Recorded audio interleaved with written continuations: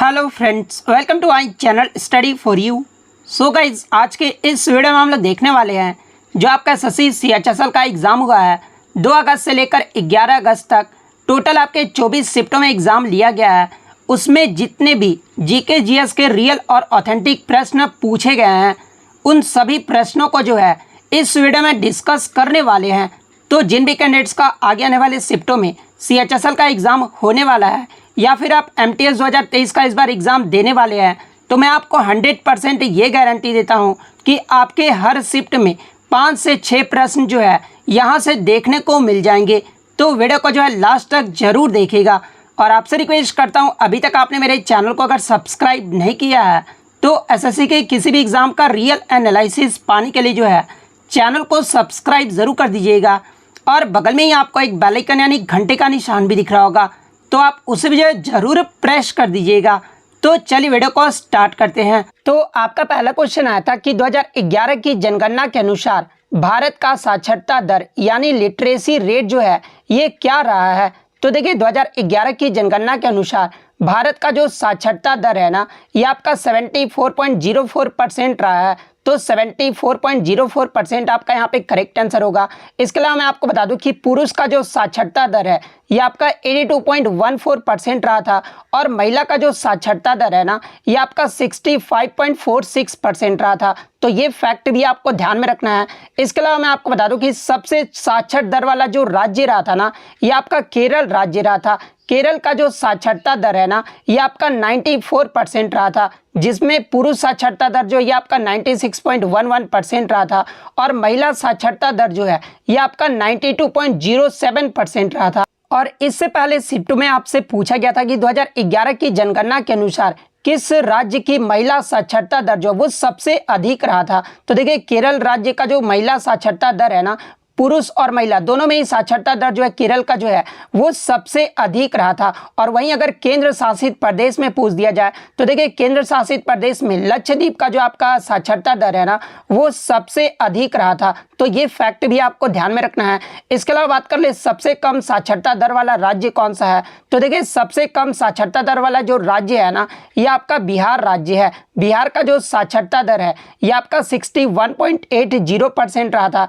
जिसमें पुरुष साक्षरता दर की बात कर ले तो ये आपका 71.20% रहा था और महिला साक्षरता दर जो है ये आपका 51.50% रहा था। इसके बाद सबसे कम जो है आपका अरुणाचल प्रदेश का रहा था। अरुणाचल प्रदेश का जो साक्षरता दर है ये आपका 65.38% रहा था। इसके अलावा एग्जाम में एक प्रश्न और पूछा जाता है कि 2011 की जनगणना के अनुसार बिहार के बाद सबसे कम महिला साक्षरता दर वाला राज्य कौन सा रहा था। तो देखिए बिहार के बाद ये जो आपका राजस्थान राज्य है ना यहाँ का महिला साक्षरता दर जो है ये सबसे कम रहा था। तो ये क्रम भी जो आपको ध्यान में रखना है। नेक्स्ट क्वेश्चन आपका यहाँ पर आता है कि छठी G20 स्वास्थ्य मंत्रियों की जो बैठक है अक्टूबर 2022 में ये जो है कहाँ पर आयोजित किया गया था। तो देखिए मैं आपको बता दूं कि अक्टूबर 2022 में G20 स्वास्थ्य मंत्रियों की जो छठी बैठक है ना ये आपका बाली इंडोनेशिया में आयोजित किया गया था। तो इंडोनेशिया आपका यहाँ पे करेक्ट आंसर होगा। इसके अलावा मैं आपको बता दूं कि अगर आपसे एग्जाम में आगे के शिफ्ट में पूछा जाए G20 17वां शिखर सम्मेलन ये जो है कहाँ पर आयोजित किया गया था, ये तो आपका स्वास्थ्य मंत्रियों का हो गया। अगर सिर्फ पूछ दिया जाए कि G20 17वां जो शिखर सम्मेलन है जो कि आपका 2022 में हुआ था ये जो है कहाँ पर आयोजित किया गया था, तो ये भी आपका नूसा बाली इंडोनेशिया में आयोजित किया गया था। तो ये फैक्ट भी आपको ध्यान में रखना है। इसके अलावा 18वां G20 शिखर सम्मेलन की बात कर ले तो देखिए 18वां जो G20 शिखर सम्मेलन है ना ये आपका 2023 में आयोजित किया गया है और ये भारत देश में आयोजित किया गया है। तो ये फैक्ट भी आप ध्यान में रखिएगा। इसके अलावा एग्जाम में एक प्रश्न और पूछा जाता है कि G20 शिखर सम्मेलन 2023 में भारत के शेरपा की अध्यक्षता जो ये किसके द्वारा किया गया है। तो ये आपके अमिताभ कांत जी के द्वारा किया गया है। इसके अलावा G20 2023 का आपका जो विषय यानी थीम जो है वो क्या रहा था। तो ये आपका वसुधैव कुटुंबकम रहा था, यानी एक पृथ्वी एक परिवार और एक भविष्य। ये जो आपका G20 2023 का जो है वो विषय रहा था। तो ये फैक्ट भी आपको ध्यान में रखना है। इसके अलावा G20 की बात कर ले तो देखिए ये जो आपका G20 है ना एक विकासशील देशों का समूह है और इसकी जो स्थापना है ना ये आपका 26 सितंबर 1999 में जो है इसकी स्थापना जो है वो की गई थी। इसके अलावा G20 सम्मेलन का जो पहली बैठक है ये कब और कहां पर आयोजित किया गया था? तो देखिए G20 सम्मेलन की जो पहली बैठक है ना ये आपका 2008 में अमेरिका के वाशिंगटन में जो है आयोजित किया गया था। तो ये सारे फैक्ट जो है आपको ध्यान में रखना है। नेक्स्ट क्वेश्चन आपका यहाँ पर आता है कि the word house that is related to which game, यानी जो ये आपका हाउस दैट जो शब्द है ना ये आपके किस खेल से संबंधित है? तो देखिए मैं आपको बता दूं कि जब आप क्रिकेट खेलते होंगे आप देखते होंगे जब बॉलर बॉलिंग करता है और जब उसे लगता है कि बैट्समैन आउट है तो वो जो आपका हाउस दैट का जो है वो अपील जो है वो करता है। और ये जो आपका हाउस दैट जो शब्द है ना ये आपके क्रिकेट खेल से संबंधित है। तो क्रिकेट आपका यहाँ पे करेक्ट आंसर होगा। नेक्स्ट क्वेश्चन आपका यहाँ पर आता है कि स्वर्णिम चतुर्भुज परियोजना यानी गोल्डन क्वाड्रिलेटरल प्रोजेक्ट का जो मैनेज यानी प्रबंधन जो है ये किस मंत्रालय के अधीन किया जाता है? तो देखिए स्वर्णिम चतुर्भुज परियोजना की बात कर ले तो ये भारत का सबसे बड़ा तथा विश्व का 5वां सबसे बड़ा जो है राजमार्ग परियोजना है। और ये जो आपका स्वर्णिम चतुर्भुज परियोजना है ना ये आपके 4 महानगरों को जो है वो जोड़ता है। और वो 4 महानगर कौन कौन से हैं? तो पहला आपका दिल्ली, सेकंड आपका मुंबई, थर्ड आपका कोलकाता और फोर्थ आपका चेन्नई। ये 4 महानगरों को जो है स्वर्णिम चतुर्भुज परियोजना जो है ये आपका जोड़ता है। और वहीं अगर एग्जाम में पूछा जाता है कि स्वर्णिम चतुर्भुज परियोजना का जो है कुल लंबाई कितनी है? तो देखिए इसकी जो कुल लंबाई है ना ये आपका 5846 किलोमीटर है। इसके अलावा मैं आपको बता दूं कि ये जो आपका स्वर्णिम चतुर्भुज परियोजना है ना इस परियोजना को जो है 2001 में भारत के तत्कालीन प्रधानमंत्री अटल बिहारी वाजपेयी के द्वारा जो है इसे शुरू किया गया था। और इस परियोजना को जो है वर्ष 2012 में जो है वो पूर्ण किया गया था। यानी पूरा जो है ये कब हुआ था? तो ये आपका 2012 में जो है वो पूरा हो गया था। और वहीं अगर बात कर ले स्वर्णिम चतुर्भुज परियोजना को प्रबंधन यानी मैनेज जो है ये किस मंत्रालय के अधीन किया जाता है? तो देखिए स्वर्णिम चतुर्भुज परियोजना को जो मैनेज्ड है ना ये आपके भारतीय राष्ट्रीय राजमार्ग प्राधिकरण यानी NHAI के द्वारा जो है ये आपके सड़क परिवहन और राजमार्ग मंत्रालय के अधीन जो है वो किया जाता है। तो भारतीय राष्ट्रीय राजमार्ग प्राधिकरण आपका यहाँ पे करेक्ट आंसर होगा। नेक्स्ट क्वेश्चन आपका यहाँ पर आता है कि सारोदी सकैया ये जो आपके किस भारतीय शास्त्रीय नृत्य शैली के जो है ये आपके प्रतिपादक हैं? यानी सारोदी सकैया का जो संबंध है ना ये किस भारतीय शास्त्रीय नृत्य से है? तो देखिए सारोदी सकैया की बात कर ले तो ये जो आपके सत्रिया नृत्य से संबंधित है। तो सत्रिया आपका यहाँ पे करेक्ट आंसर होगा। इसके अलावा मैं आपको बता दूं कि सारोदी सकैया को जो है 2015 में सत्रिया नृत्य के लिए जो है संगीत नाटक अकादमी पुरस्कार से भी जो वो सम्मानित किया गया था। इसके अलावा मैं आपको बता दूं कि ये जो आपका सत्रिया नृत्य है ना ये आपका असम राज्य का जो है एक शास्त्रीय नृत्य है। और सत्रिया नृत्य की जो खोज है ये किसके द्वारा किया गया था? तो देखिए 15वीं शताब्दी में श्रीमंत शंकर देव के द्वारा जो है सत्रिया नृत्य की जो है स्थापना जो है वो की गई थी। इसके अलावा एग्जाम में एक प्रश्न और पूछा जाता है कि सत्रिया नृत्य को जो है शास्त्रीय नृत्य का दर्जा ये जो है कब दिया गया था? तो देखिए सत्रिया को संगीत नाटक अकादमी के द्वारा जो है वर्ष 2000 ईस्वी में शास्त्रीय नृत्य का दर्जा जो है वो दिया गया था। तो ये फैक्ट भी आपको ध्यान में रखना है। इसके अलावा मैं आपको बता दूं कि गुरु जतिन गोस्वामी इनका भी जो संबंध है ना ये आपके सत्रिया नृत्य से है। तो ये सारे फैक्ट जो आपको ध्यान में रखना है। नेक्स्ट क्वेश्चन आपका यहाँ पर आता है कि आबुनस, महोगनी, शीशम, रबड़ और सिनकोना जैसे वृक्ष ये जो आपके किस प्रकार के जंगलों यानी वन में जो है ये आपके पाए जाते हैं? तो देखिए मैं आपको बता दूं कि जिन क्षेत्रों में तापमान अधिक पाया जाता है और वार्षिक वर्षा जो है ये आपका 200 सेंटीमीटर से अधिक होता है उन क्षेत्रों में जो आपका उष्ण कटिबंधीय वन यानी ट्रॉपिकल एवरग्रीन फॉरेस्ट जो है वो पाए जाते हैं। और ये जो आपके आबुनस, महोगनी, शीशम, रबड़ और सिनकोना ये आपके जो वृक्ष है ना ये आपके जो है उष्ण कटिबंधीय सदाबहार वन में पाए जाते हैं। तो ट्रॉपिकल एवरग्रीन फॉरेस्ट आपका यहाँ पे करेक्ट आंसर होगा। इसके अलावा मैं आपको बता दूं कि आपके एग्जाम में जो है उष्ण कटिबंधीय मानसूनी वन से पूछा जाता है। तो देखिए उष्ण कटिबंधीय मानसूनी वन को जो है ये आपका पतझड़ वाले वन भी जो है वो कहा जाते हैं। और जिन क्षेत्रों में 100 से 200 सेंटीमीटर की बीच वर्षा होती है उन्हें जो आपका उष्ण कटिबंधीय मानसूनी वन जो है वो कहा जाता है। और अगर इनके उदाहरण की बात कर ले तो देखिए ये जो आपके शीशम, सौल, सागौन, साखू, आम, आंवला और चंदन ये सब जो आपके वृक्ष है ना ये आपके उष्ण कटिबंधीय मानसूनी वन के जो है ये आपके उदाहरण है।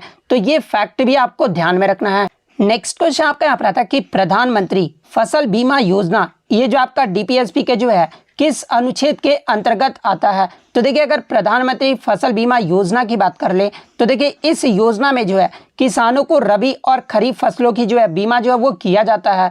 और ये जो आपका प्रधानमंत्री फसल बीमा योजना है ना, ये आपका 13 जनवरी 2016 को जो है प्रधानमंत्री नरेंद्र मोदी के द्वारा जो है इस योजना की शुरुआत जो है वो की गई थी। और देखिए इस योजना का जो मुख्य उद्देश्य था ना, वो भारत के किसानों के फसलों जो खराब होती थी उनके फसल खराब होने और फसली आपदा के कारण होने वाले नुकसान के खिलाफ जो है ये वित्तीय संरक्षण जो है वो प्रदान करना, ये जो आपका प्रधानमंत्री फसल बीमा योजना का जो है वो आपका मुख्य उद्देश्य था। और देखिए ये जो आपका प्रधानमंत्री फसल बीमा योजना है ना, ये डीपीएसपी के किस अनुच्छेद के अंतर्गत आता है? तो जैसा कि आपको पता है कि डीपीएसपी के अनुच्छेद कहां से कहां तक उल्लेख किया गया है, तो ये आपका 36 से 51 तक जो है इसका उल्लेख किया गया है।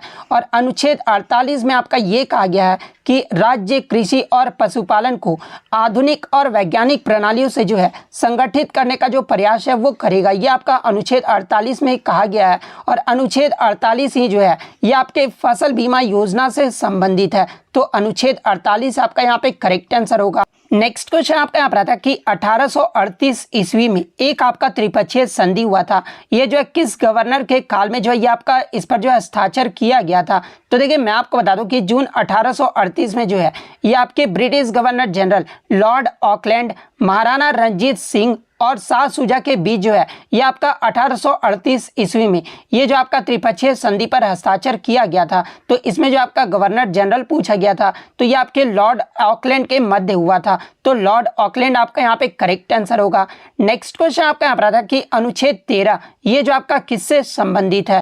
तो देखिए अनुच्छेद 13 की बात कर ले तो एक आपका ये जो है मौलिक अधिकार है और ये जो आपका राज्य के नागरिकों के विरुद्ध को जो है मूल अधिकारों के संरक्षण की गारंटी जो है वो प्रदान करता है। तो ये आपका यहाँ पे करेक्ट आंसर होगा। नेक्स्ट क्वेश्चन आपका यहाँ पर आता है कि मैसूर दशहरा ये जो है किस राज्य में मनाया जाता है? तो देखिए मैसूर दशहरा की बात कर ले तो ये आपका कर्नाटक राज्य में मनाया जाता है। और देखिए मैसूर दशहरा को ही जो है आपका नादा हब्बा दशहरा भी जो है वो कहा जाता है। तो कर्नाटक आपका यहाँ पे करेक्ट आंसर होगा। इसके अलावा मैं आपको बता दूं कि अन्य दशहरा जहाँ से एग्जाम में प्रश्न पूछे जाते हैं, जैसे कि कुल्लू दशहरा ये जो है कहाँ मनाया जाता है? तो ये आपका हिमाचल प्रदेश में मनाया जाता है। अल्मोड़ा दशहरा ये जो आपका उत्तराखंड राज्य में मनाया जाता है। बस्तर दशहरा की बात कर ले तो ये आपका छत्तीसगढ़ राज्य में मनाया जाता है। और ये जो आपका बस्तर दशहरा है ना, ये सबसे अधिक दिन तक जो है ये आपका दशहरा मनाया जाता है, जो कि आपका 75 दिन से अधिक जो है ये आपका दशहरा जो है वो मनाया जाता है। और शायद आपका प्रश्न यही पूछा गया था कि सबसे ज़्यादा दिन तक दशहरा जो है ये कहाँ मनाया जाता है? तो देखिए सबसे ज़्यादा दिन तक जो दशहरा है ना, ये आपका छत्तीसगढ़ राज्य में ही मनाया जाता है। और ये जो आपका बस्तर दशहरा मनाया जाता है, जो कि 75 दिन से अधिक जो ये आपका दशहरा मनाया जाता है। तो छत्तीसगढ़ आपका यहाँ पे करेक्ट आंसर होगा। और आप कमेंट करके बताइएगा कि ये जो आपका कुर्ग दशहरा ये जो आपका किस राज्य में मनाया जाता है। तो अगर जो भी कमेंट करके बताइएगा मैं उनको जो है PDF प्रोवाइड करूंगा, क्योंकि आप लोग वीडियो देखते हैं लेकिन आप कमेंट करके जो है आंसर नहीं बताते हैं। तो कमेंट करके जरूर बताइएगा कुर्ग दशहरा जो है ये किस राज्य में मनाया जाता है। नेक्स्ट क्वेश्चन आपका यहाँ पर आता है कि BWF महिला para badminton player of the year 2022 का जो पुरस्कार है ना, ये किसे दिया गया है? तो देखिए BWF महिला para badminton player of the year 2022 का जो पुरस्कार है ना, ये भारत की मनीषा रामदास को जो वो दिया गया है। तो मनीषा रामदास आपका यहाँ पे करेक्ट आंसर होगा।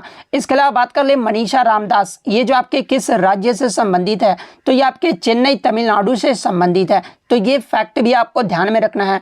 नेक्स्ट क्वेश्चन आपका यहाँ पर आता है कि वर्तमान में कर्नाटक उच्च न्यायालय के जो है मुख्य न्यायाधीश कौन है? तो देखिए मैं आपको बता दूं कि उच्च न्यायालय के मुख्य न्यायाधीश की जो नियुक्ति है ना, ये भारत के राष्ट्रपति यानी प्रेसिडेंट के द्वारा जो है इनकी नियुक्ति जो है वो की जाती है। और वर्तमान में कर्नाटक उच्च न्यायालय के जो मुख्य न्यायाधीश हैं ये आपके 15 अक्टूबर 2022 से प्रसन्ना V वर्ले हैं। तो प्रसन्ना V वर्ले आपका यहाँ पे करेक्ट आंसर होगा। लेकिन कुछ बच्चों ने बताया कि कोलकाता उच्च न्यायालय का जो है मुख्य न्यायाधीश पूछा गया था। तो देखिए मैं आपको बता दूं कि वर्तमान में कोलकाता उच्च न्यायालय के जो मुख्य न्यायाधीश है ना, ये आपके TS शिवगन्नम है। तो TS शिवगन्नम आपका यहाँ पे करेक्ट आंसर होगा अगर ये प्रश्न पूछा गया था तो। और वहीं अगर बात कर ले पश्चिम बंगाल के वर्तमान राज्यपाल कौन है? तो देखिए पश्चिम बंगाल के जो वर्तमान राज्यपाल है ना, ये आपके CB आनंद बोस हैं। और वर्तमान में यहाँ की मुख्यमंत्री कौन है? तो ये आपके ममता बनर्जी है। नेक्स्ट क्वेश्चन आपका यहाँ पर आता है कि CS3 होल ट्वाइस 2 CS2O का जो है केमिकल नेम पूछा गया था। तो देखिए इसका जो केमिकल नेम होता है ना वो आपका आइसोप्रोपाइल अल्कोहल या फिर आइसोप्रोपेनॉल होता है। तो इन दोनों में से जो भी ऑप्शन में दिया गया होगा वो आपका करेक्ट आंसर होगा।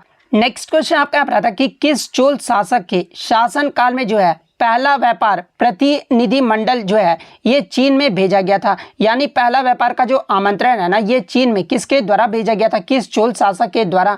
तो ये आपका राजा चोल के द्वारा भेजा गया था और शायद आपका वंश पूछा गया था, ऑप्शन में आपका वंश दिया गया था। तो चोल वंश जो आपका यहाँ पे करेक्ट आंसर होगा।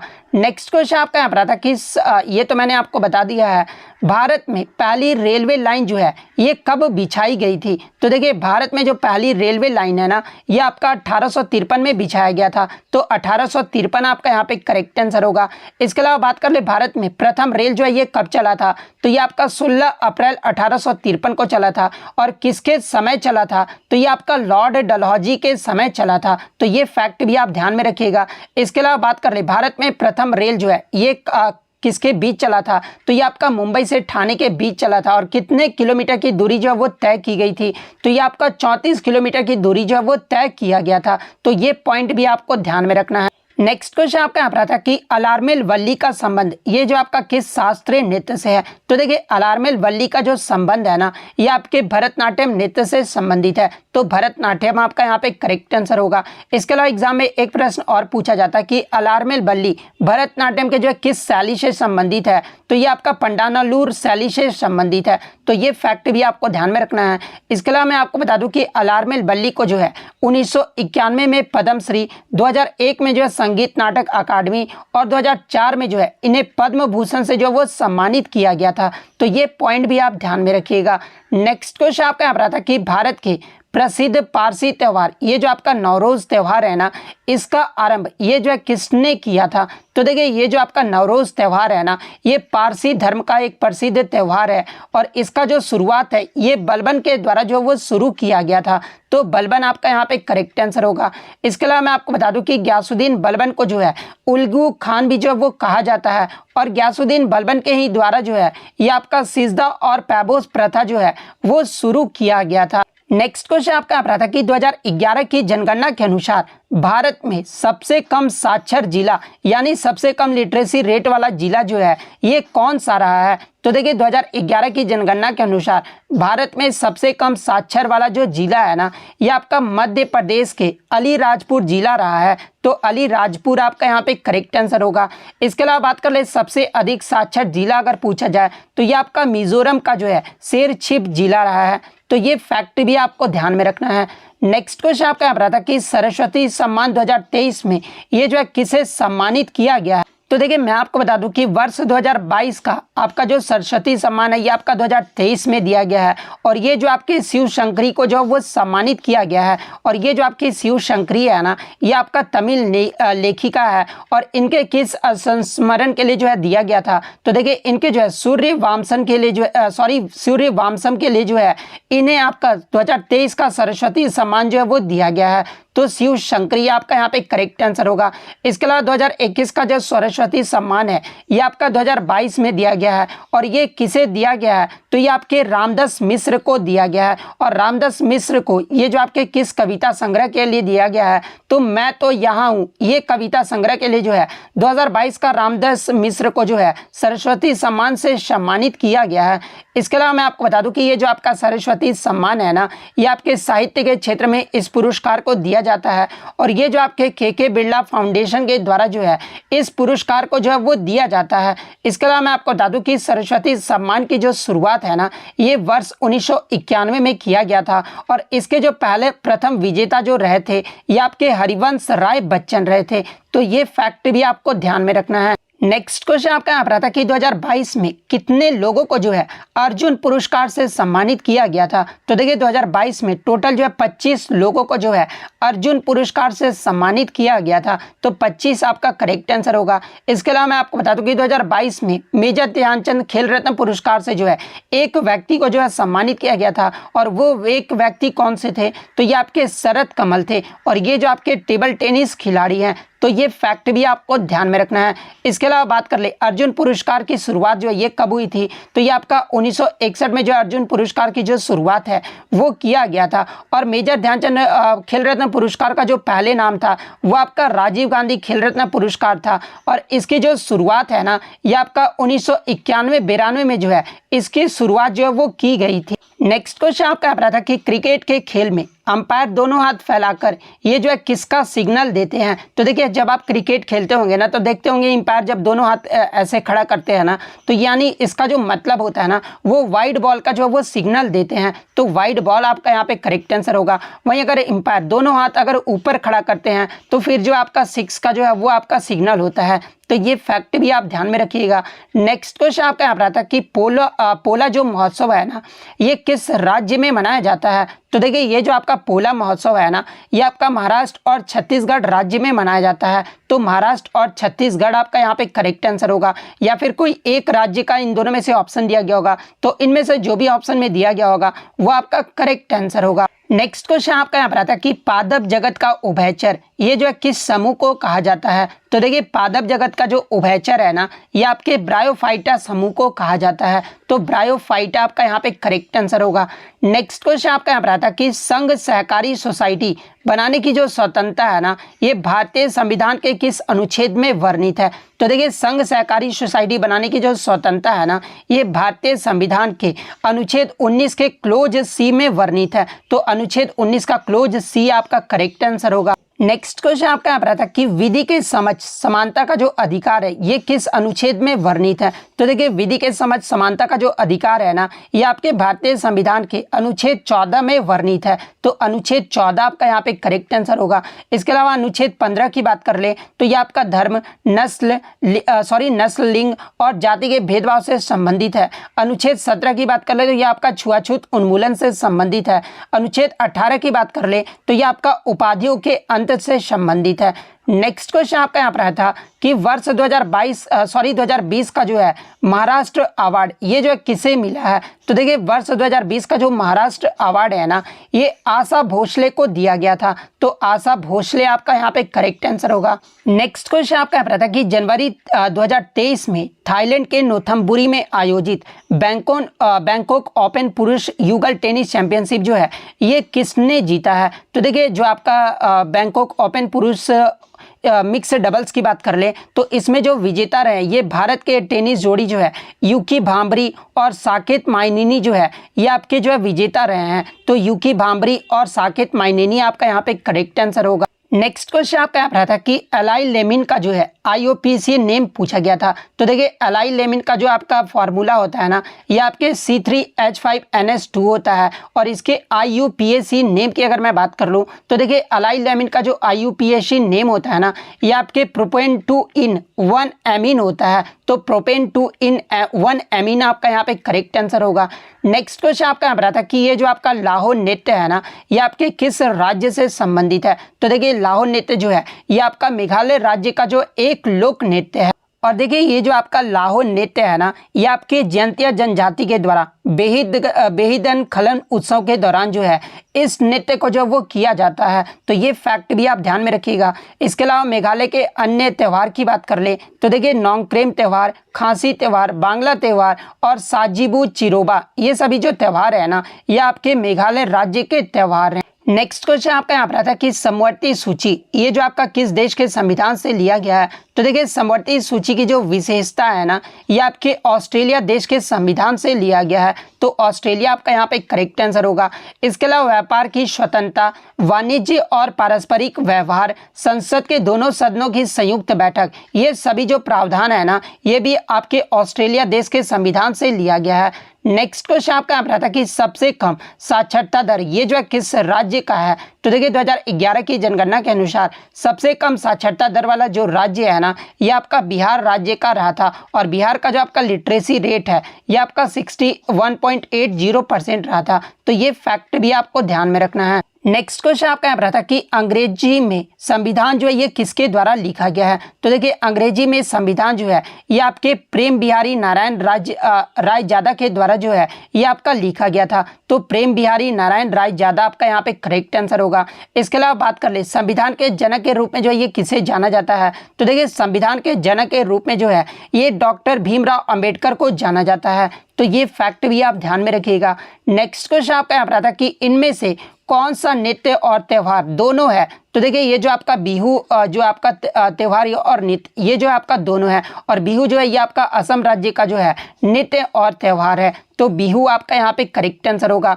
इसके अलावा एग्जाम में पूछा जाता है कि बिहू जो है एक साल में कितने जो है मनाए जाते हैं। तो देखिए बिहू जो है एक साल में असम में जो है आपके 3 जो है वो मनाए जाते हैं, और वो तीनों का नाम जो है आप कमेंट करके जो है वो जरूर बताइएगा। नेक्स्ट क्वेश्चन आपका यहाँ था कि निम्नलिखित में से कौन सा सरोद वादक वाद्य यंत्र से जो है संबंधित है। तो ऑप्शन में आपका अमजद अली खान दिया गया था। तो देखिए अमजद अली खान का जो संबंध है ना ये सरोद वाद्य यंत्र से है। तो अमजद अली खान आपका यहाँ पे करेक्ट आंसर होगा। इसके अलावा मैं आपको बता दूं कि अमजद अली खान को जो है 2001 में आपका पद्म विभूषण, 1975 में पद्मश्री और 1991 में पद्म भूषण से जो वो सम्मानित किया गया था। तो ये फैक्ट भी आपको ध्यान में रखना है। इसके अलावा अन्य सरोद वादक की अगर मैं बात कर लूँ तो देखिए उस्ताद अलाउद्दीन खान, अमजद अली खान, अयान अली खान, अमान अली अकबर खान, विकास महराज, दौलत खान, शरण रानी, राजीव तारानाथ, अब्दुल समी खान, विश्वजीत राय चौधरी, अमित गोस्वामी, उस्ताद हाफिज अली खान, आशीष खान, इन सभी का जो संबंध है ना ये आपके सरोद वाद्य यंत्र से है। तो ये फैक्ट भी आपको ध्यान में रखना है। नेक्स्ट क्वेश्चन आपका यहाँ पर आया था कि भारत में किस अवधि की योजना को जो है अवकाश अवधि के रूप में जो है कहा जाता है। तो देखिए मैं आपको बता दूं कि भारत में तीसरी पंचवर्षीय योजना के विफल के बाद जो है ये आपका अवकाश की अवधि जो है वो शुरू किया गया था, यानी प्लान हॉलीडे जो है वो आपका हुआ था। और ये जो आपका 1966 से लेकर 69 तक जो है ये आपकी अवकाश के अवधि के रूप में जो है इसे जाना जाता है। तो 1966 से 69 आपका यहाँ पे करेक्ट आंसर होगा। नेक्स्ट क्वेश्चन आपका यहाँ पर आता है कि 2022 में बॉक्सिंग में स्वर्ण पदक जो है ये किसने जीता है। तो देखिए मैं आपको बता दूं कि पुरुष राष्ट्रीय मुक्केबाजी चैंपियनशिप 2022 में जो स्वर्ण पदक है ना ये शिव थापा और मोहम्मद हसामुद्दीन के द्वारा जो है वो जीता गया है। तो अगर ये प्रश्न पूछा गया था तो शिव थापा और मोहम्मद हसामुद्दीन आपका यहाँ पे करेक्ट आंसर होगा। लेकिन अगर ऑप्शन में आपका वो नहीं दिया गया था तो वर्ष 2022 में बॉक्सिंग में जो स्वर्ण पदक है ना ये निखत जरीन और नीतू घंगास के द्वारा जो है वो जीता गया था। तो ये अगर ऑप्शन में दिया गया था तो ये आपका यहाँ पे करेक्ट आंसर होगा। नेक्स्ट क्वेश्चन आपका यहाँ पर था कि table tennis federation of India यानी TTFI की जो है पहली महिला अध्यक्ष ये जो है कौन बनी है। तो देखिए table tennis federation of India की जो पहली महिला अध्यक्ष है ना ये आपकी मेघना अहलावत बनी है। तो मेघना अहलावत आपका यहाँ पे करेक्ट आंसर होगा। इसके अलावा बात कर ले TTFI यानी table tennis federation of India की जो स्थापना है ये कब हुआ था। तो ये आपका 1926 में हुआ था, और इसका जो मुख्यालय है ना ये आपका नई दिल्ली में स्थित है, और इसके जो वर्तमान में महासचिव हैं ये आपके कमलेश मेहता हैं। तो ये फैक्ट भी आप ध्यान में रखिएगा। नेक्स्ट क्वेश्चन आपका यहाँ पर था कि बिरसा मुंडा जो हॉकी स्टेडियम है ना ये कहाँ पर स्थित है। तो देखिए ये जो आपका बिरसा मुंडा हॉकी स्टेडियम है ना ये आपका उड़ीसा राज्य में स्थित है, और ये भारत का सबसे बड़ा हॉकी स्टेडियम है। तो ओडिशा आपका यहाँ पे करेक्ट आंसर होगा। नेक्स्ट क्वेश्चन आपका यहाँ पर आता है कि 2019 में किस कथकली नृत्यांगना को जो है पद्मश्री अवार्ड से सम्मानित किया गया था। तो देखिए मैं आपको बता दूं कि फ्रांस की प्रसिद्ध कथकली नृत्यांगना मिलेना साल्विनी जिनका जनवरी 2022 में जो वो निधन हो गया था, और ये जो आपका कथकली नृत्य से संबंधित है, और इनके प्रदर्शन कला के क्षेत्र में उनके योगदान के लिए जो है 2019 में भारत सरकार के द्वारा पद्मश्री अवार्ड से जो है वो सम्मानित किया गया था। तो मिलेना साल्विनी आपका यहाँ पे करेक्ट आंसर होगा। नेक्स्ट क्वेश्चन आपका यहाँ पर आया था कि बलबन ये जो है किसका नायाब था। तो देखिए मैं आपको बता दूं कि ये जो आपका बलबन था ना ये आपके नसीरुद्दीन का जो है ये आपका नायाब था। तो नसीरुद्दीन आपका यहाँ पे करेक्ट आंसर होगा। आपका पहला क्वेश्चन आया था कि भारतीय संविधान में विधि का शासन यानी रूल ऑफ लॉ की जो अवधारणा है ना ये किस देश के संविधान से लिया गया है। तो देखिए भारतीय संविधान में विधि का शासन ये जो आपका इंग्लैंड देश के संविधान से लिया गया है। तो इंग्लैंड यानी ब्रिटेन आपका यहाँ पे करेक्ट आंसर होगा। इसके अलावा बात कर ले भारतीय संविधान में 10 देशों से उधार ली गई अन्य विशेषताओं के बारे में, जहां से टीसीएस के द्वारा अक्सर एग्जाम में प्रश्न पूछा जाता है, जैसे कि मौलिक अधिकार, प्रस्तावना, न्यायपालिका की स्वतंत्रता, न्यायिक समीक्षा, राष्ट्रपति पर महाभियोग की जो प्रक्रिया है, उपाध्यक्ष के पद, ये सभी जो आपके प्रावधान है ना, ये आपके संयुक्त राज्य अमेरिका से लिया गया है। इसके अलावा अनुच्छेद 51A के तहत आपके जो है मौलिक कर्तव्य, पंचवर्षीय योजनाएं, ये सभी जो आपके सोवियत संघ, जिसे जो आप यूएसएसआर कहा जाता है और वर्तमान में जो इसे अब रूस जो है वो कहा जाता है, तो ये सभी जो प्रावधान है ना, ये आपके रूस देश के संविधान से लिए गए हैं। इसके अलावा कानून द्वारा स्थापित प्रक्रिया का जो प्रावधान है, ये आपका जापान देश से लिया गया है। इसके अलावा सरकार का संसदीय स्वरूप, कानून का शासन, एकल नागरिकता, रिट, अध्यक्ष की संस्था और उनकी भूमिका, इसके अलावा द्विसदनीयवाद, ये सभी जो प्रावधान है ना, ये आपके ब्रिटेन देश के संविधान से लिए गए हैं। इसके अलावा मैं आपको बता दूं कि देश के भीतर और राज्यों के बीच व्यापार और वाणिज्य की जो स्वतंत्रता है, समवर्ती सूची और संसद के दोनों सदन की जो संयुक्त बैठक, ये सभी जो प्रावधान है ना, ये आपके ऑस्ट्रेलिया देश के संविधान से जो है आपके उधार लिए गए हैं। इसके अलावा आपका नीति निर्देशक सिद्धांत, यानी जो आपका डीपीएसपी का जो प्रावधान है ना, ये आपका आयरलैंड देश के संविधान से लिया गया है। इसके अलावा आपातकाल के परिवर्तन के दौरान राष्ट्रपति को मौलिक अधिकार जो संबंधी शक्तियां होती है ना, ये जो आपका जर्मनी देश के संविधान से लिया गया है। संघात्मक विशेषताएं और अवशिष्ट शक्तियां जो केंद्र के पास है ना, ये सभी प्रावधान जो है आपके कनाडा देश के संविधान से लिया गया है। संविधान संशोधन की प्रक्रिया का जो प्रावधान है ना, ये आपके दक्षिण अफ्रीका यानी साउथ अफ्रीका देश से जो है ये आपके लिए गए हैं। इसके अलावा मैं आपको बता दूं कि विधि द्वारा स्थापित प्रक्रिया का जो प्रावधान है, ये आपके जापान देश से लिए गए हैं। इसके अलावा गणतंत्रात्मक, प्रस्तावना में स्वतंत्रता, समानता और बंधुता के जो आदर्श प्रावधान है, ये सभी जो आपके फ्रांस के संविधान से लिए गए हैं। तो ये सारे फैक्ट जो आपको ध्यान में रखना है। नेक्स्ट क्वेश्चन आपका यहाँ पर आता है कि राज्य के नीति निर्देशक तत्व यानी डीपीएसपी के बारे में जो है, इनमें से कौन सा कथन जो है वो आपका सही दिया गया है। तो देखिए, अगर राज्य के नीति निर्देशक सिद्धांत यानी डीपीएसपी की बात कर ले, तो ये जो आपका संविधान के भाग 4 और अनुच्छेद 36 से 51 तक जो है, इसका उल्लेख जो है वो किया गया है। तो अगर ये ऑप्शन दिया गया था तो ये आपका यहाँ पे करेक्ट आंसर होगा। इसके अलावा मैं आपको बता दूं कि आपके राज्य के नीति निर्देशक तत्व यानी जो आपके डीपीएसपी है ना, ये आपके आयरलैंड देश के संविधान से लिया गया है। तो आई थिंक आपका यही ऑप्शन में दिया गया था कि डीपीएसपी को जो है आयरलैंड देश के संविधान से लिया गया है। तो ये स्टेटमेंट आपका यहाँ पे करेक्ट आंसर होगा। नेक्स्ट क्वेश्चन आपका यहाँ पर आता है कि टोक्यो ओलंपिक 2020 में भारत के तरफ से जो है रजत पदक यानी सिल्वर मेडल जो है ये किसने जीता था। तो देखिए, मैं आपको बता दूं कि टोक्यो ओलंपिक 2020 में भारत के तरफ से जो टोटल आपके जो है 7 मेडल जो है वो जीते गए थे, जिसमें गोल्ड की बात कर ले तो भारत जो है 1 गोल्ड मेडल जीता था और 2 जो आपका सिल्वर मेडल जीता गया था और 4 जो आपका ब्रॉन्ज मेडल जीता गया था। और स्वर्ण पदक की बात कर ले तो स्वर्ण पदक यानी गोल्ड मेडल जो जीता गया था, ये आपका नीरज चोपड़ा के द्वारा जो है वो जीता गया था। वहीं अगर रजत पदक की बात कर ले तो 2 आपका जो रजत पदक आया था, ये जो आपका एक आपकी मीराबाई चानू ने जीती थी और सेकंड आपका जो है एक आपके रवि दहिया जो है वो जीते थे। वहीं अगर बात कर ले किस वर्ग में मीराबाई चानू ने जो है रजत पदक जीती थी टोक्यो ओलंपिक 2020 में, तो ये आपके महिलाओं के 49 किग्रा भारोत्तोलन में जो है ये आपका सिल्वर मेडल जो वो जीती थी। और रवि दहिया की बात कर ले तो ये आपके पुरुषों के फ्री स्टाइल 57 किग्रा कुश्ती यानी पहलवानी में जो है ये आपके रजत पदक जीते थे। तो मीराबाई चानू और रवि दहिया आपका यहाँ पे करेक्ट आंसर होगा। इसके अलावा कांस्य पदक विजेता की बात कर ले यानी ब्रॉन्ज मेडल किसने किसने जीता था, तो ये आपका पहली तो आपकी लवलीना बोर्गोहेन ने जीती थी और लवलीना बोर्गोहेन ने जो है महिला वेल्टरवेट मुक्केबाजी चैंपियनशिप में जो ये आपका ब्रॉन्ज मेडल जो वो जीती थी। इसके अलावा पीवी सिंधु ने जो है महिला एकल बैडमिंटन में जो ये ब्रॉन्ज मेडल जीती थी।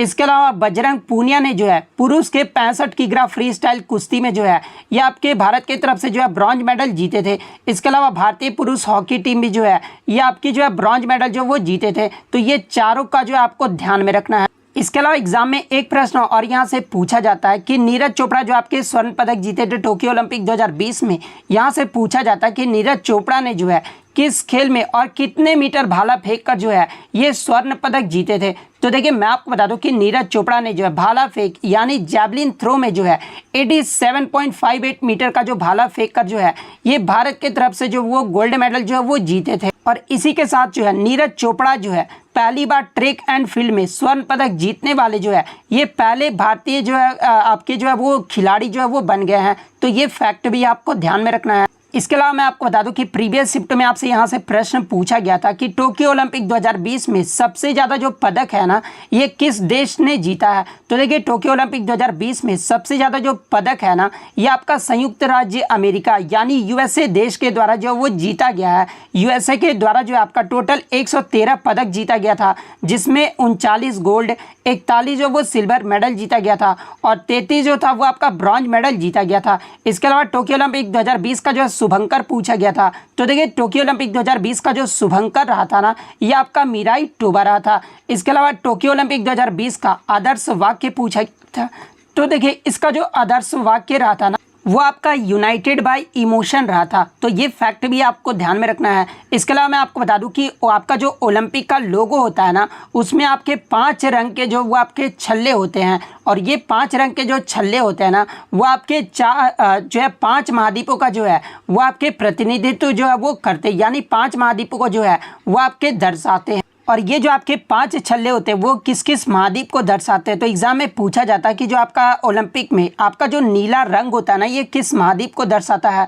तो देखिए ये जो आपका नीला रंग है ये आपके यूरोप महाद्वीप को दर्शाता है। काला रंग की बात कर ले तो ये आपका अफ्रीका देश को दर्शाता है। लाल की बात कर ले तो ये आपका अमेरिका महाद्वीप को दर्शाता है। पीला रंग की बात कर ले तो ये आपका एशिया महाद्वीप को दर्शाता है। हरा रंग जो है ये आपका ऑस्ट्रेलिया महाद्वीप को दर्शाता है। तो ये सारे फैक्ट जो है आपको ध्यान में रखना है। नेक्स्ट क्वेश्चन आपका यहाँ पर आता है कि what is the correct electronic configuration of copper, यानी कॉपर का जो है सही इलेक्ट्रॉनिक विन्यास जो है वो पूछा गया था। तो देखिए इलेक्ट्रॉनिक कॉन्फ़िगरेशन ये जो आपका किस प्रकार से लिखा जाता है? तो देखिए 1s2 2s2 2p6 3s2 3p इस प्रकार से जो आपका इलेक्ट्रॉनिक विन्यास जो है वो लिखा जाता है। तो यहाँ पर जो आपका कॉपर का पूछा गया था तो देखिए कॉपर का जो सिंबल होता है वो आपका Cu होता है और इसका जो आपका एटॉमिक नंबर यानी परमाणु संख्या जो होता है ना ये जो आपका 29 होता है और इसी के अकॉर्डिंग जो है आपका इलेक्ट्रॉनिक कॉन्फ़िगरेशन जो है वो लिखा जाता है।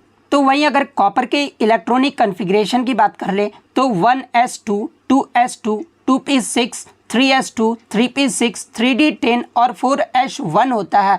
तो इस प्रकार से जिन्होंने भी इस ऑप्शन पे क्लिक किया होगा उनका यहाँ पे जो है वो करेक्ट आंसर होगा। अब देखिए आप सभी एलिमेंट्स का तो इलेक्ट्रॉनिक कॉन्फ़िगरेशन नहीं निकाल सकते हैं। तो देखिए मैं आपको बता दूं कि आपको एलिमेंट का जो है आपका परमाणु संख्या यानी एटॉमिक नंबर पता होना चाहिए और आप सिंपली जो है आर्गन का आपका एटॉमिक नंबर कितना होता है? तो 18 होता है। तो आप इजीली जो है आर्गन का इतना देख लीजिए, आर्गन का जो ये होता है ना 3p6 तक ये जो आपका आर्गन का जो है इलेक्ट्रॉनिक विन्यास होता है। तो ये आपको जो है जरूर याद कर लेना। उसके बाद आप इजीली जो है सभी एलिमेंट का जो है आप इजीली इलेक्ट्रॉनिक कॉन्फ़िगरेशन जो है वो निकाल सकते हैं। तो यही जो आपका ट्रिक होता है। नेक्स्ट क्वेश्चन आपका यहाँ पर आता है कि हिंदू शाही साम्राज्य का जो है राजधानी पूछा गया था। तो देखिए अगर हिंदू शाही राजवंश की बात कर ले तो इसकी जो स्थापना है ना ये 822 ईस्वी में कल्लर के द्वारा जो है इसकी स्थापना जो है वो की गई थी। और हिंदू शाही साम्राज्य की जो राजधानी था ना ये आपका 3 राजधानी था और पहली जो आपका राजधानी था ये आपका काबुल था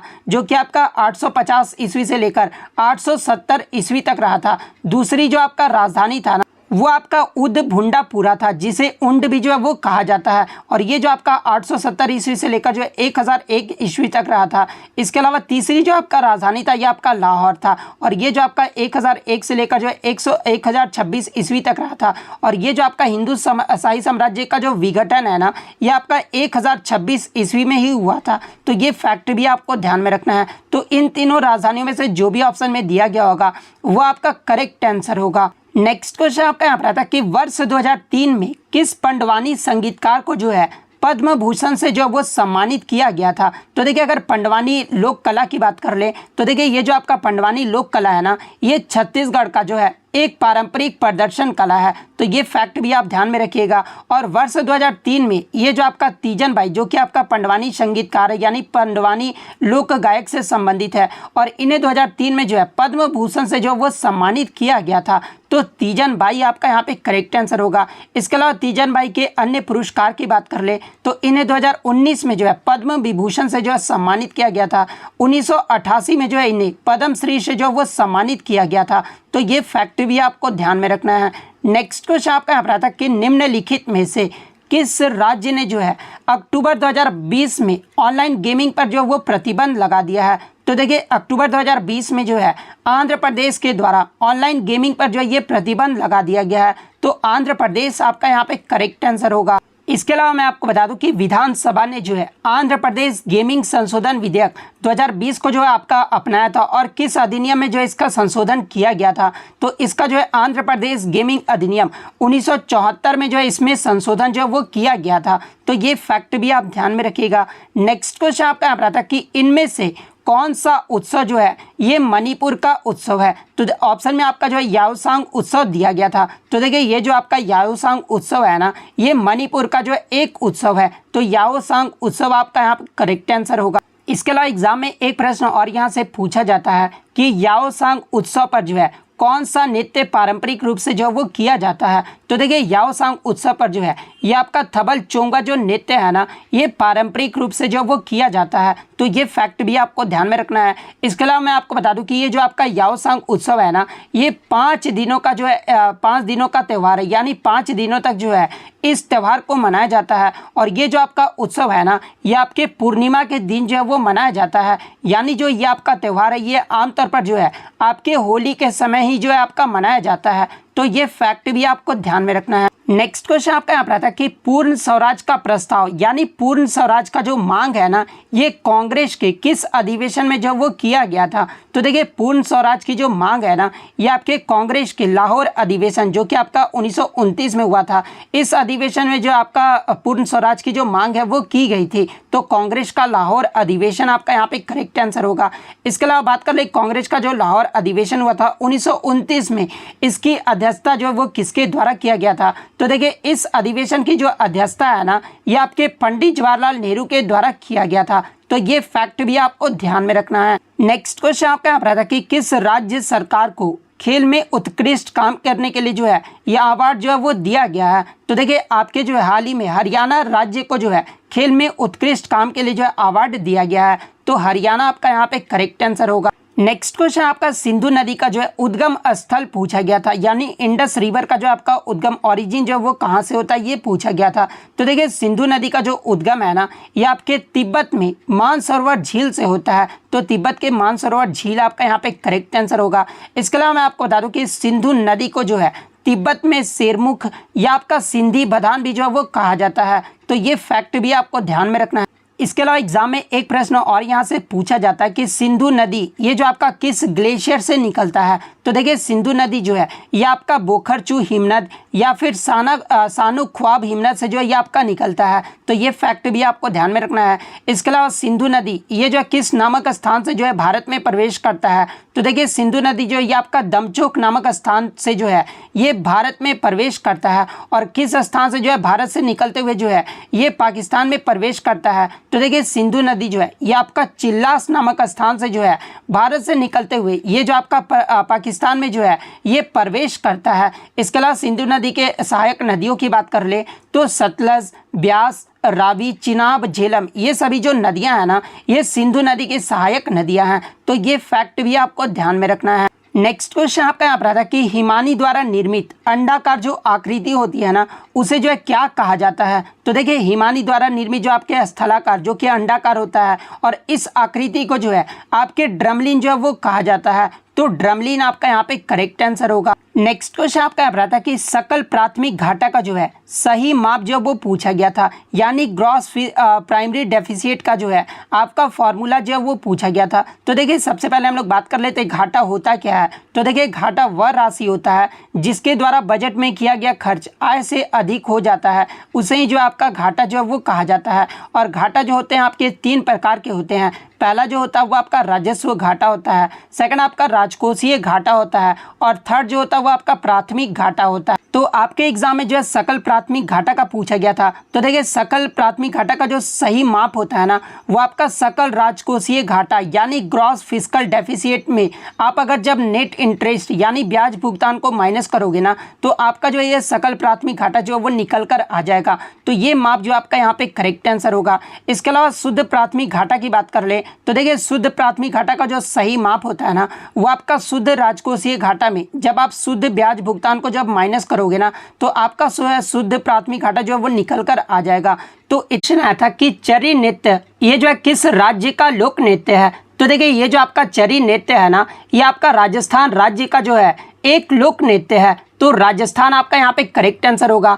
इसके अलावा मैं आपको बता दूं कि ये जो आपका चरी नृत्य है ना, ये आपके राजस्थान के गुर्जर जाति की महिलाओं के द्वारा जो है इस नृत्य को जो वो किया जाता है। और अगर इनके प्रसिद्ध नृत्यांगना की बात कर ले तो देखिए ये जो आपका फल्गु बाई है ना, ये आपके चरी नृत्य से संबंधित है।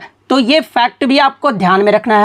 इसके अलावा राजस्थान राज्य के अन्य लोक नृत्य की बात कर ले तो घूमर, कालबेलिया जिसे जो है सर्प नृत्य भी कहा जाता है, इसके अलावा भवई, कच्ची घोड़ी, गैर नृत्य, कठपुतली नृत्य, चांग नृत्य और तेरह ताली, ये सब जो नृत्य है ना, ये आपके राजस्थान राज्य के लोक नृत्य हैं। तो ये सारे पॉइंट जो आपको ध्यान में रखना है। नेक्स्ट क्वेश्चन आपका यहाँ पर आता है कि साइमन कमीशन के विरोध में किस स्वतंत्रता सेनानी का जो है मृत्यु हो गया था। तो देखिए साइमन कमीशन की बात कर ले तो ये आपका जॉन साइमन के अधीन भारत में राजनीतिक स्थिति की समीक्षा करने और संसदीय लोकतंत्र के और सुधारों और विस्तार को शुरू करने के लिए जो है आपका साइमन कमीशन आयोग का जो है वो गठन किया गया था। और इस साइमन कमीशन आयोग में जो है आपके टोटल जो है वो आपके 7 सदस्य थे, जिसमें कोई भी भारतीय सदस्य जो वो शामिल नहीं किया गया था। और इसी का विरोध जो है वो किया गया था और इसी के विरोध में भारतीय नेता लाला लाजपत राय की जो है वो मृत्यु हो गई थी। तो लाला लाजपत राय आपका यहाँ पे करेक्ट आंसर होगा।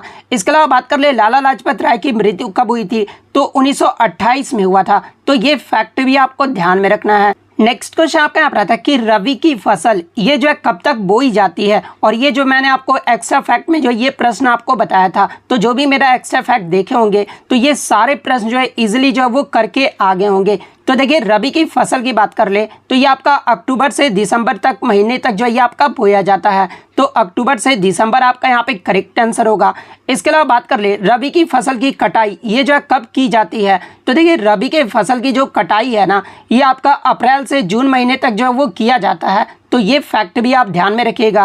इसके अलावा मैं आपको बता दूं कि गेहूं, जौ, मटर, चना और सरसों ये सभी जो है ना, ये आपके रबी की जो है वो प्रमुख फसलें हैं।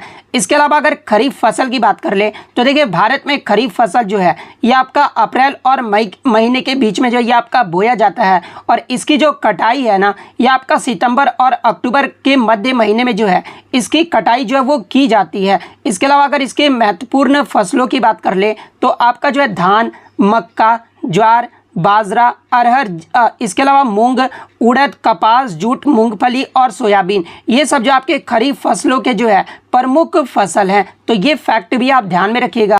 इसके अलावा मैं आपको बता दूं कि खरीफ के फसल को जो है उच्च तापमान यानी जो आपका हाई टेम्परेचर और उच्च आर्द्रता की जो है आवश्यकता होती है। इसके अलावा अगर बात कर ले जायद की फसल के बारे में तो देखिए जायद की जो फसल है ना, ये आपके भारत में मार्च और अप्रैल के महीने में जो इसे बोया जाता है। और जायद की फसल की जो कटाई है ना, ये आपके जून महीने में जो है वो किया जाता है। और जायद के मुख्य फसलों की अगर मैं बात कर लूँ तो तरबूज, खीरा, खरबूजा, ककड़ी, मूंग, इसके अलावा सूरजमुखी, ये सब जो आपके जायद के जो है मुख्य फसलें हैं। तो ये फैक्ट भी आप ध्यान में रखिएगा। नेक्स्ट क्वेश्चन आपका यहाँ पर आता है कि 2022 में किस कुचिपुड़ी नृत्यांगना को जो है पद्मश्री अवार्ड से सम्मानित किया गया है। तो देखिए ये जो आपका गदाम पद्मजा रेड्डी है ना, इन्हें 2022 में जो है कुचिपुड़ी नृत्यांगना के लिए जो है पद्मश्री अवार्ड से सम्मानित किया गया है। तो गदाम पद्मजा रेड्डी आपका यहाँ पे करेक्ट आंसर होगा। इसके अलावा मैं आपको बता दूं कि ये जो आपके गदाम पद्मजा रेड्डी है ना, इन्हें 2015 में संगीत नाटक अकादमी पुरस्कार से भी जो है वो सम्मानित किया गया था। तो ये फैक्ट भी आपको ध्यान में रखना है। इसके अलावा बात कर ले कुचिपुड़ी ये जो किस राज्य का शास्त्रीय नृत्य है, तो ये आपका आंध्र प्रदेश राज्य का जो है एक शास्त्रीय नृत्य है। नेक्स्ट क्वेश्चन आपका यहाँ पर आता है कि 1772 में किसके द्वारा जो है सरकार की दोहरी प्रणाली यानी जो आपका द्वैध शासन जो प्रणाली है ना, इसको समाप्त कर दिया गया था और बंगाल को ब्रिटिश के सीधे नियंत्रण में जो है वो आपका लाया गया था। तो देखिए, अगर दोहरी प्रणाली यानी द्वैध शासन प्रणाली की बात कर ले तो इसे जो ब्रिटिश ईस्ट इंडिया कंपनी के रॉबर्ट क्लाइव के द्वारा जो है बंगाल में आपका द्वैध शासन प्रणाली जो ये आपका शुरू किया गया था और ये जो आपका 1765 में शुरू किया गया था, जो कि आपका 1765 से लेकर जो है ये आपका 1772 तक जो है ये आपका चला था। इसके अलावा ये जो आपका दोहरी प्रणाली था ना, इसके तहत बंगाल के प्रशासन को निजामत और दीवानों में जो है दीवानी में जो है ये आपका विभाजित किया गया था। इसके अलावा बात कर ले दोहरी प्रणाली को जो है ये किसके द्वारा संचालित किया जाता था, तो देखिए दोहरी प्रणाली को जो है ये आपके दीवानी कंपनी के द्वारा और निजाम द्वारा इसे जो है संचालित जो है वो किया जाता था। और द्वैध शासन प्रणाली को ये जो है कब समाप्त किया गया था, तो 1772 में वारेन हेस्टिंग के द्वारा जो है इस प्रणाली को समाप्त जो है वो कर दिया गया था। तो ऑप्शन में आपका 1772 दिया गया था, यानी वर्ष पूछा गया था, तो 1772 आपका यहाँ पे करेक्ट आंसर होगा। और अगर किसके द्वारा पूछा जाए तो ये आपका वारेन हेस्टिंग के द्वारा जो वो समाप्त कर दिया गया था। नेक्स्ट क्वेश्चन आपका यहाँ पर था कि प्रथम एशियाई खेल यानी जो प्रथम जो एशियन गेम्स है ना, इसका आयोजन ये जो है कहाँ पर किया गया था, तो देखिए प्रथम एशियाई खेलों का जो आयोजन है ना, ये आपका 1951 में नई दिल्ली भारत में जो है ये आपका किया गया था। तो भारत आपका यहाँ पे करेक्ट आंसर होगा। वहीं अगर शहर पूछा गया होगा तो फिर आपका दिल्ली जो है वो करेक्ट आंसर होगा। इसके अलावा बात कर ले दूसरा एशियाई खेलों का आयोजन ये जो है कहाँ पर किया गया था, तो देखिए दूसरा एशियाई खेलों का जो आयोजन है ना, ये आपका 1954 में फिलीपींस मनीला में जो है ये आपका आयोजित किया गया था। इसके अलावा मैं आपको बता दूं कि भारत में अब तक 2 बार जो है एशियाई खेलों का आयोजन जो है वो किया गया था। पहली बार जो है ये आपका 1951 में किया गया था और दूसरी बार जो है आपका 1982 में किया गया था और ये भी आपका नई दिल्ली भारत में जो है ये आपका आयोजित किया गया था। इसके अलावा प्रीवियस शिफ्ट में यहाँ से प्रश्न पूछा गया था कि अब तक जो है सबसे ज़्यादा एशियाई खेलों का जो आयोजन है ना, ये किस देश के द्वारा किया गया है, तो देखिए अब तक सबसे ज़्यादा जो एशियाई खेलों का आयोजन है ना, ये आपका थाईलैंड देश के द्वारा किया गया है, जो कि 4 बार जो है इसका आयोजन जो है वो किया गया है।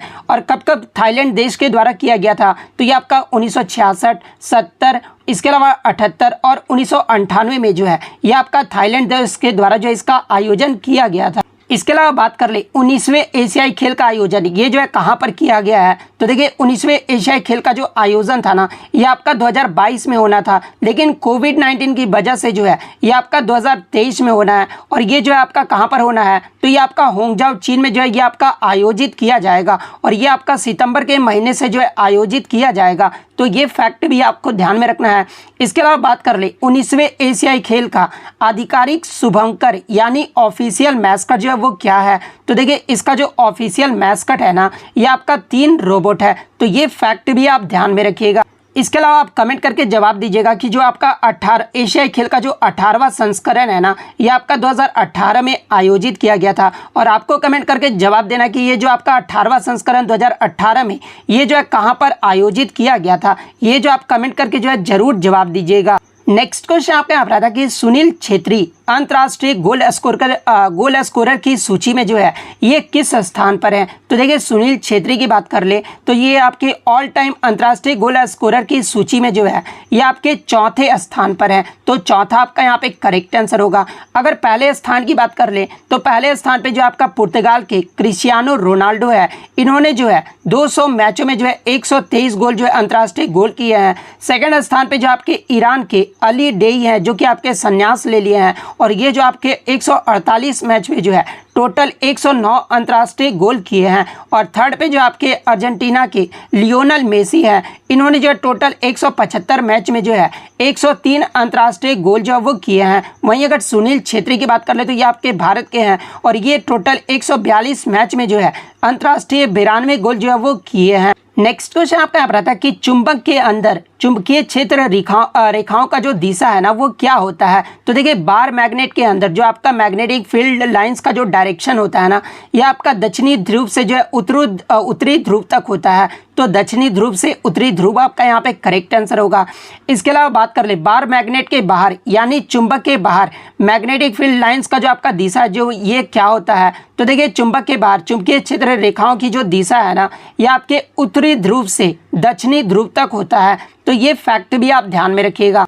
नेक्स्ट क्वेश्चन आपका यहाँ पर आता है कि निद्रा रोग जिसे जो आप स्लीपिंग सिकनेस भी जो है वो कहा जाता है, ये जो आपका किस प्रोटोजोवा के कारण होता है। तो देखिए सबसे पहले मैं आपको बता दूं कि ये जो आपका निद्रा रोग यानी स्लीपिंग सिकनेस जो रोग होता है ना ये आपके प्रोटोजोवा के कारण होता है। और किस प्रोटोजोवा के कारण होता है, तो ये आपका ट्रिपेनोसोमियासिस प्रोटोजोवा के कारण होता है। तो ट्रिपेनोसोमियासिस आपका यहाँ पे करेक्ट आंसर होगा।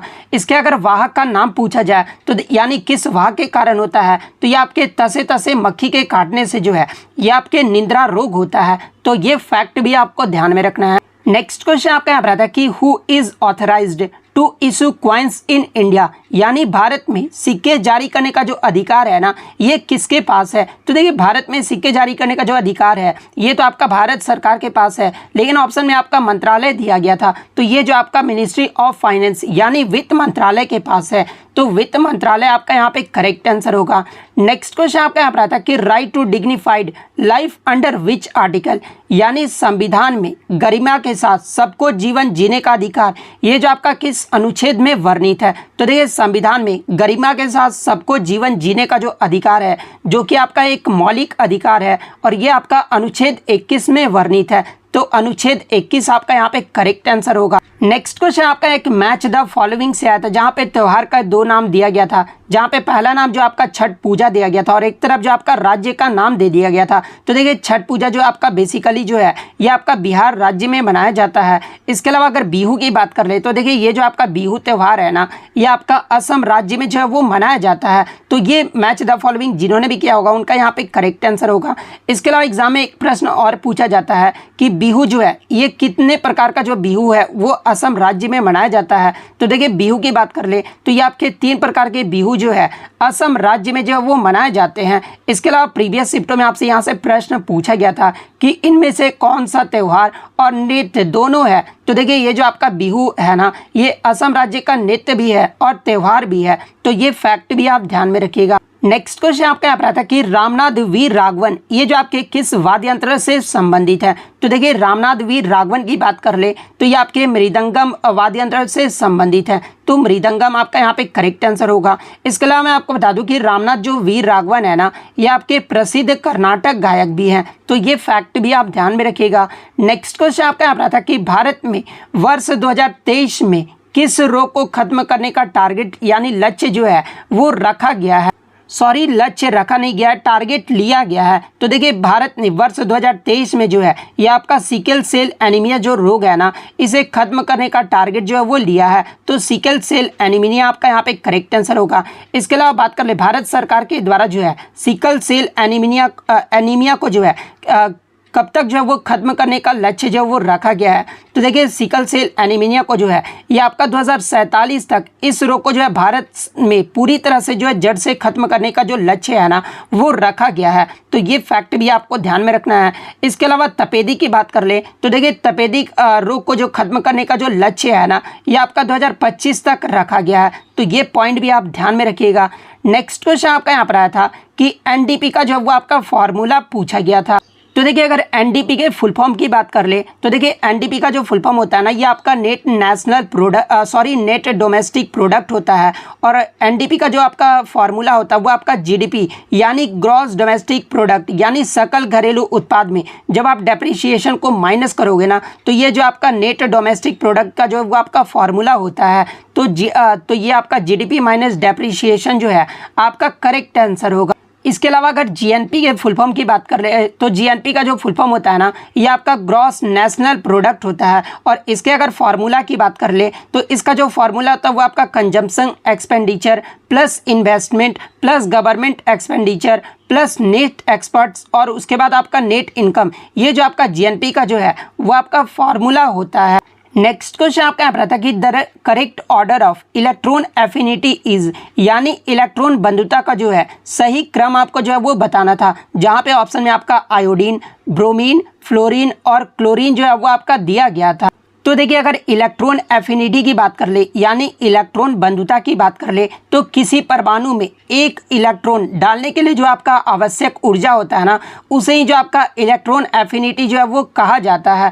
और ये जो आपके सारे जो तत्व है ना यानी आयोडीन, ब्रोमीन, फ्लोरीन और क्लोरीन, ये सभी जो तत्व है ना ये आपके आवर्त सारणी के समूह 17 के जो वो तत्व हैं और समूह 17 के तत्व को जो है ये आपका हैलोजन ग्रुप भी जो है वो कहा जाता है। और सबसे ज़्यादा जो आपका इलेक्ट्रॉन बंधुता होता है ना ये आपका क्लोरीन का होता है। तो अगर इस पेयर में सही क्रम अगर देखें तो सबसे पहले आपका क्लोरीन आएगा। क्लोरीन का जो सबसे ज़्यादा इलेक्ट्रॉन एफिनिटी होता है, उसके बाद आपका फ्लोरीन का होता है, उसके बाद आपका ब्रोमीन का होता है, उसके बाद आयोडीन का होता है। तो इस प्रकार से जिन्होंने भी क्रम से सजाया होगा उनका जो है यहाँ पे करेक्ट आंसर होगा। नेक्स्ट क्वेश्चन आपके यहाँ पर आता है कि भारत में पंचवर्षीय योजना का जो संचालन है ना ये किसके द्वारा जो है वो किया जाता था। तो देखिए भारत में पंचवर्षीय योजना की बात कर ले तो जुलाई 1951 में जो है भारत के पहले प्रधानमंत्री पंडित जवाहरलाल नेहरू के द्वारा जो है ये आपका प्रस्तुत किया गया था। लेकिन अगर इसके संचालन की बात कर ले तो ये जो आपका योजना आयोग के द्वारा किया गया था। और योजना आयोग का जो गठन है ना ये आपका 15 मार्च 1950 को जो वो किया गया था। तो योजना आयोग आपका यहाँ पे करेक्ट आंसर होगा। नेक्स्ट क्वेश्चन आपका यहाँ पर था कि which of the following DPSP was inserted by 42nd constitutional amendment act in 1976 यानी 42वें संविधान के माध्यम से संविधान में कौन सा नया डीपीएसपी यानी राज्य का नीति निर्देशक सिद्धांत को जो है वो जोड़ा गया था। तो देखिए सबसे पहले मैं आपको बता दूं कि 42वें संविधान संशोधन के द्वारा जो है हमारे संविधान में जो है 10 मौलिक कर्तव्यों को जो है वो जोड़ा गया था। और ये जो आपका सरदार स्वर्ण सिंह समिति के सिफारिश पर जो है हमारे संविधान में 10 मौलिक कर्तव्यों को जो है वो शामिल किया गया था। और 11वां जो आपका मौलिक कर्तव्य यानी वर्तमान में आपका 11 मौलिक कर्तव्य है। और 11वां जो मौलिक कर्तव्य है आपका 86वें संविधान संशोधन जो कि आपका 2002 में हुआ था, इसके माध्यम से जो आपका 11वां मौलिक कर्तव्य जो वो जोड़ा गया था। लेकिन यहाँ पर मौलिक कर्तव्य नहीं डीपीएसपी के बारे में पूछा गया था यानी कौन सा राज्य का नीति निर्देशक सिद्धांत को जो है 42वें संविधान संशोधन के द्वारा जो है वो जोड़ा गया था। तो देखिए equal justice and free legal aid यानी सामान्य न्याय को बढ़ावा देना और गरीबों को निःशुल्क कानूनी सहायता प्रदान करना जो कि आपका अनुच्छेद 39A में है। और इसे जो आपका डीपीएसपी यानी राज्य के नीति निर्देशक सिद्धांत के द्वारा जो है 42वें संविधान संशोधन जो कि आपका 1976 में हुआ था, इसके माध्यम से जो आपका डीपीएसपी इस डीपीएसपी को जो वो जोड़ा गया था। तो equal justice and free legal aid आपका यहाँ पे करेक्ट आंसर होगा। ताकि रमेश बैस 13 फरवरी 2023 से पहले जो है ये किस राज्य के गवर्नर यानी राज्यपाल थे। तो देखिए रमेश बैस की बात कर ले तो ये आपके वर्तमान में जो है महाराष्ट्र के राज्यपाल है। और महाराष्ट्र के राज्यपाल बनने से पहले जो है ये आपके झारखंड राज्य के राज्यपाल थे। तो झारखंड आपका यहाँ पे करेक्ट आंसर होगा। इसके अलावा मैं आपको बता दूं कि 13 फरवरी 2023 को जो है 12 राज्यों के राज्यपाल का जो है तबादला किया गया है यानी 12 राज्यों के राज्यपाल जो वो आपके बदले गए हैं और एक केंद्र शासित प्रदेश के उप राज्यपाल भी जो है वो बदले गए हैं। तो आगे के शिफ्ट में जो है आपसे यहाँ से जो है प्रश्न पूछा जा सकता है। तो देखिए वर्तमान में अरुणाचल प्रदेश के जो आपके नए राज्यपाल हैं ये आपके कैवल्य त्रिविक्रम पटनायक हैं। और इनसे पहले जो आपके अरुणाचल प्रदेश के राज्यपाल थे ये आपके बीडी मिश्रा थे। सिक्किम के वर्तमान राज्यपाल की बात कर ले तो यहाँ के जो वर्तमान राज्यपाल हैं ये आपके लक्ष्मण प्रसाद आचार्य हैं। और इनसे पहले जो आपके राज्यपाल थे ये आपके गंगा प्रसाद चौरसिया थे। झारखंड राज्य के वर्तमान राज्यपाल जो है ये आपके सीपी राधाकृष्णन है। और इनसे पहले जो आपके राज्यपाल थे ये आपके रमेश बैस थे जो कि आपके वर्तमान में महाराष्ट्र के जो है ये राज्यपाल हैं। हिमाचल प्रदेश के वर्तमान राज्यपाल की बात कर ले तो ये आपके शिव प्रताप शुक्ल हैं। और इनसे पहले जो आपके राज्यपाल थे ये आपके राजेंद्र विश्वनाथ अलिंकर थे। इसके अलावा असम के वर्तमान राज्यपाल की बात कर ले तो ये आपके गुलाब चंद कटारिया हैं। और इनसे पहले जो आपके असम के राज्यपाल थे ये आपके जगदीश मुखी थे। आंध्र प्रदेश के वर्तमान राज्यपाल की बात कर ले तो ये आपके जस्टिस एस अब्दुल नजीर हैं। और इनसे पहले जो आपके राज्यपाल थे ये आपके बिश्वाभूषण हरिचंदन थे। इसके अलावा छत्तीसगढ़ के वर्तमान राज्यपाल की बात कर ले तो यहाँ के जो वर्तमान राज्यपाल थे ये आपके भूषण हरिचंदन है जो कि आंध्र प्रदेश के जो है पहले जो है ये वर्तमान राज्यपाल थे। और वर्तमान में जो ये छत्तीसगढ़ के जो वो राज्यपाल हैं। और छत्तीसगढ़ के बिश्वाभूषण हरिचंदन से पहले जो है ये आपके अनुसुईया उइके जो है ये छत्तीसगढ़ के राज्यपाल थे। तो ये फैक्ट भी आपको ध्यान में रखना। इसके अलावा अगर मणिपुर की बात कर ले तो मणिपुर के जो वर्तमान राज्यपाल हैं ये आपके अनुसुईया उइके हैं और इनसे पहले जो आपके राज्यपाल थे ये आपके ला गणेशन थे। नागालैंड के जो वर्तमान राज्यपाल है ना ये आपके ला गणेशन है। मेघालय के जो वर्तमान राज्यपाल है ये आपके श्री फागू चौहान है और ये श्री फागू चौहान या जो आपके बिहार इनसे मेघालय से पहले जो है ये बिहार के राज्यपाल थे। बिहार के वर्तमान राज्यपाल की बात कर ले तो ये आपके राजेंद्र विश्वनाथ है। तो ये फैक्ट भी आपको ध्यान में रखना है। इसके अलावा लद्दाख उपराज्यपाल की बात कर ले तो देखिए लद्दाख में आपके राज्यपाल नहीं लेफ्टिनेंट गवर्नर यानी उपराज्यपाल होते हैं और वर्तमान में जो यहाँ के उपराज्यपाल हैं ये आपके बीडी मिश्रा हैं और इनसे पहले जो आपके उपराज्यपाल थे यहाँ के वो आपके राधा कृष्णन माथुर थे। तो ये सारे पॉइंट जो आपको ध्यान में रखना है। नेक्स्ट क्वेश्चन आपका यहाँ पर आया था कि 82वां ग्रांड मास्टर ये जो है कौन बने हैं। तो देखिए 82वां जो ग्रांड मास्टर है ना ये आपके वी प्रणीत बने हैं और ये जो आपका तेलंगाना राज्य से संबंधित है। तो वी प्रणीत आपका यहाँ पे करेक्ट आंसर होगा। इसके अलावा बात कर ले प्रथम ग्रैंड मास्टर जो है ये कौन बने थे। तो देखिए भारत के जो प्रथम ग्रैंड मास्टर है ना ये आपके विश्वनाथन आनंद बने थे जो कि आपके तमिलनाडु राज्य से संबंधित है और ये कब बने थे तो ये आपके 1988 में जो है भारत के प्रथम ग्रैंड मास्टर बने थे। और इससे पहले जो आपका 77वें ग्रांड मास्टर के बारे में पूछा गया था तो देखिए 77वें जो ग्रांड मास्टर है ना ये आपके दिसंबर 2022 में आदित्य मित्तल बने थे और ये जो आपके महाराष्ट्र राज्य से संबंधित है। इसके अलावा वर्तमान में जो आपके 83वें जो ग्रांड मास्टर है हाल ही में जो आपके 83वें जो ग्रांड मास्टर बने हैं ये आपके आदित्य सामंत बने हैं जो कि आपके महाराष्ट्र राज्य से संबंधित है। 81 first grand master of India की बात कर ले तो 81वां जो ग्रांड मास्टर जो बने हैं ये आपके स्यंतन दास बने हैं और ये जो आपके पश्चिम बंगाल से संबंधित है। 80वें ग्रांड मास्टर की बात कर ले तो 80वें जो ग्रांड मास्टर बने हैं ये आपके विघ्नेश एनआर बने हैं और ये जो आपके तमिलनाडु राज्य से संबंधित है। 79वें ग्रांड मास्टर की बात कर ले तो ये आपके प्रणेश एम बने जो कि आपके तमिलनाडु राज्य से बने संबंधित है। 78वें ग्रांड मास्टर ऑफ इंडिया की बात कर ले तो ये आपके कौस्तुभ चटर्जी बने हैं जो कि आपके पश्चिम बंगाल राज्य से संबंधित है। तो ये सारे फैक्ट जो आपको ध्यान में रखना है। नेक्स्ट क्वेश्चन आपका यहाँ पर आता है कि संगीत क्षेत्र में कौन सा पुरस्कार जो वो दिया जाता है। तो देखिए संगीत के क्षेत्र में जो है ये आपका संगीत नाटक अकादमी पुरस्कार जो वो दिया जाता है। तो संगीत नाटक अकादमी पुरस्कार आपका यहाँ पे करेक्ट आंसर होगा। इसके अलावा बात कर ले संगीत नाटक अकादमी पुरस्कार की स्थापना ये जो है कब हुई थी यानी कब से जो है ये दिया जाने लगा। तो ये आपका आई थिंक मेरे अकॉर्डिंग जो है 1952-53 से जो है ये आपका संगीत नाटक अकादमी पुरस्कार की जो है स्थापना जो है वो की गई थी। नेक्स्ट क्वेश्चन आपका यहाँ पर आता है कि किस अनुच्छेद में सांस्कृतिक विरासत की रक्षा के लिए राज्य के दायित्व से संबंधित प्रावधान जो है वो शामिल किए गए हैं। तो देखिए सांस्कृतिक विरासत की रक्षा के लिए राज्य के दायित्व से संबंधित जो आपके प्रावधान है ना ये आपके अनुच्छेद 49 में जो वो शामिल है। तो अनुच्छेद 49 आपका यहाँ पे करेक्ट आंसर होगा। इसके अलावा डीपीएसपी के अन्य अनुच्छेद की बात कर ले जहाँ से एग्जाम में प्रश्न पूछा जाता है जैसे कि समान नागरिक संहिता यानी यूनिफॉर्म सिविल कोड ये जो आपका किस अनुच्छेद में वर्णित है। तो ये आपका अनुच्छेद 44 में वर्णित है। इसके अलावा बच्चों के लिए मुफ्त और अनिवार्य शिक्षा का जो प्रावधान है ना ये आपके अनुच्छेद 45 में वर्णित है। पर्यावरण की सुरक्षा और सुधार तथा वनों और वन्य जीवों की सुरक्षा ये जो आपका अनुच्छेद 48 में वर्णित।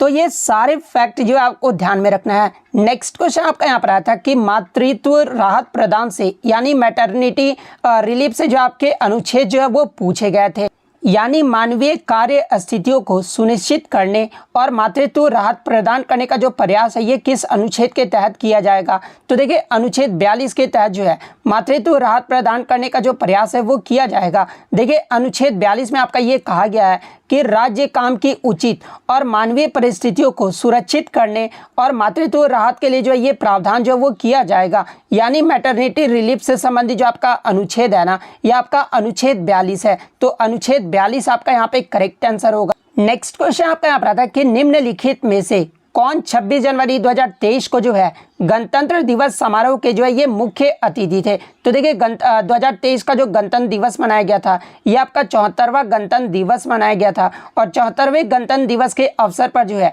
ये आपके इजिप्ट के राष्ट्रपति अब्दुल फतेह अल सीसी जो है ये मुख्य अतिथि थे।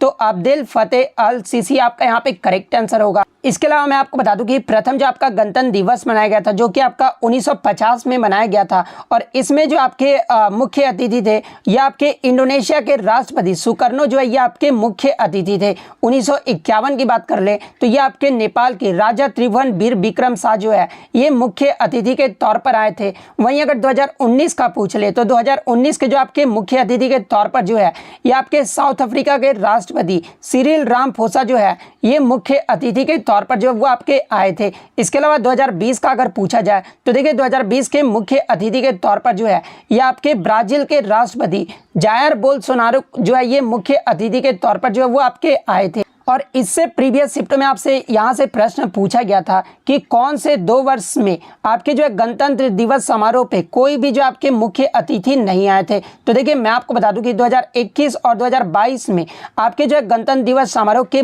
जो है कोई भी आपके विदेश से जो है मुख्य अतिथि नहीं आए थे, क्योंकि कोविड-19 की वजह से जो है किसी को भी जो है वो बुलाया नहीं गया था। तो ये फैक्ट भी आपको ध्यान में रखना है। नेक्स्ट क्वेश्चन आपका यहाँ पर आता है कि जायद फसल ये जो है कब बोई जाती है। तो देखिए जायद फसल की बात कर ले तो ये आपका मार्च और अप्रैल महीने में जो है इसे बोया जाता है। लेकिन ऑप्शन में जो आपका कुछ और दिया गया था, मतलब ऑप्शन जो है इस प्रकार से दिए गए थे कि रबी फसल के बाद और आपका जो है खरीफ फसल के पहले जो है आपका जायद की फसल जो है वो बोई जाती। इस प्रकार से ऑप्शन जो है वो आपका दिया गया था। तो देखिए अगर रबी फसल की बात कर ले तो रबी फसल जो है ये आपका अक्टूबर नवंबर के महीने में जो है इसे बोया जाता है और अप्रैल और महीने के में जो है रबी फसल को जो वो आपका काटा जाता है। इसके अलावा अगर खरीफ फसल की बात कर ले तो खरीफ फसल जो है ये आपका सितंबर अक्टूबर महीने में जो है इसे बोया जाता है और इसे जो आपका जून जुलाई महीने में जो है इसे काटा जाता है। सॉरी यहाँ पर गलती हो गया, मैं खरीफ फसल की बात कर रहा हूँ। तो खरीफ फसल जो है ये आपका जून जुलाई में जो है ये आपका बोया जाता है और ये जो आपका सितंबर अक्टूबर में जो है खरीफ फसल को जो है वो काटा जाता है। तो जायद फसल जो आपका मार्च अप्रैल में बोया जाता है। तो इसमें जो आपका सही आंसर होगा ना वो आपका रबी और आपका खरीफ फसल के मध्य जो है ये आपका जायद का फसल जो है वो बोया जाता है। तो रबी और आपका खरीफ जो है आपका मध्य आपका करेक्ट आंसर होगा।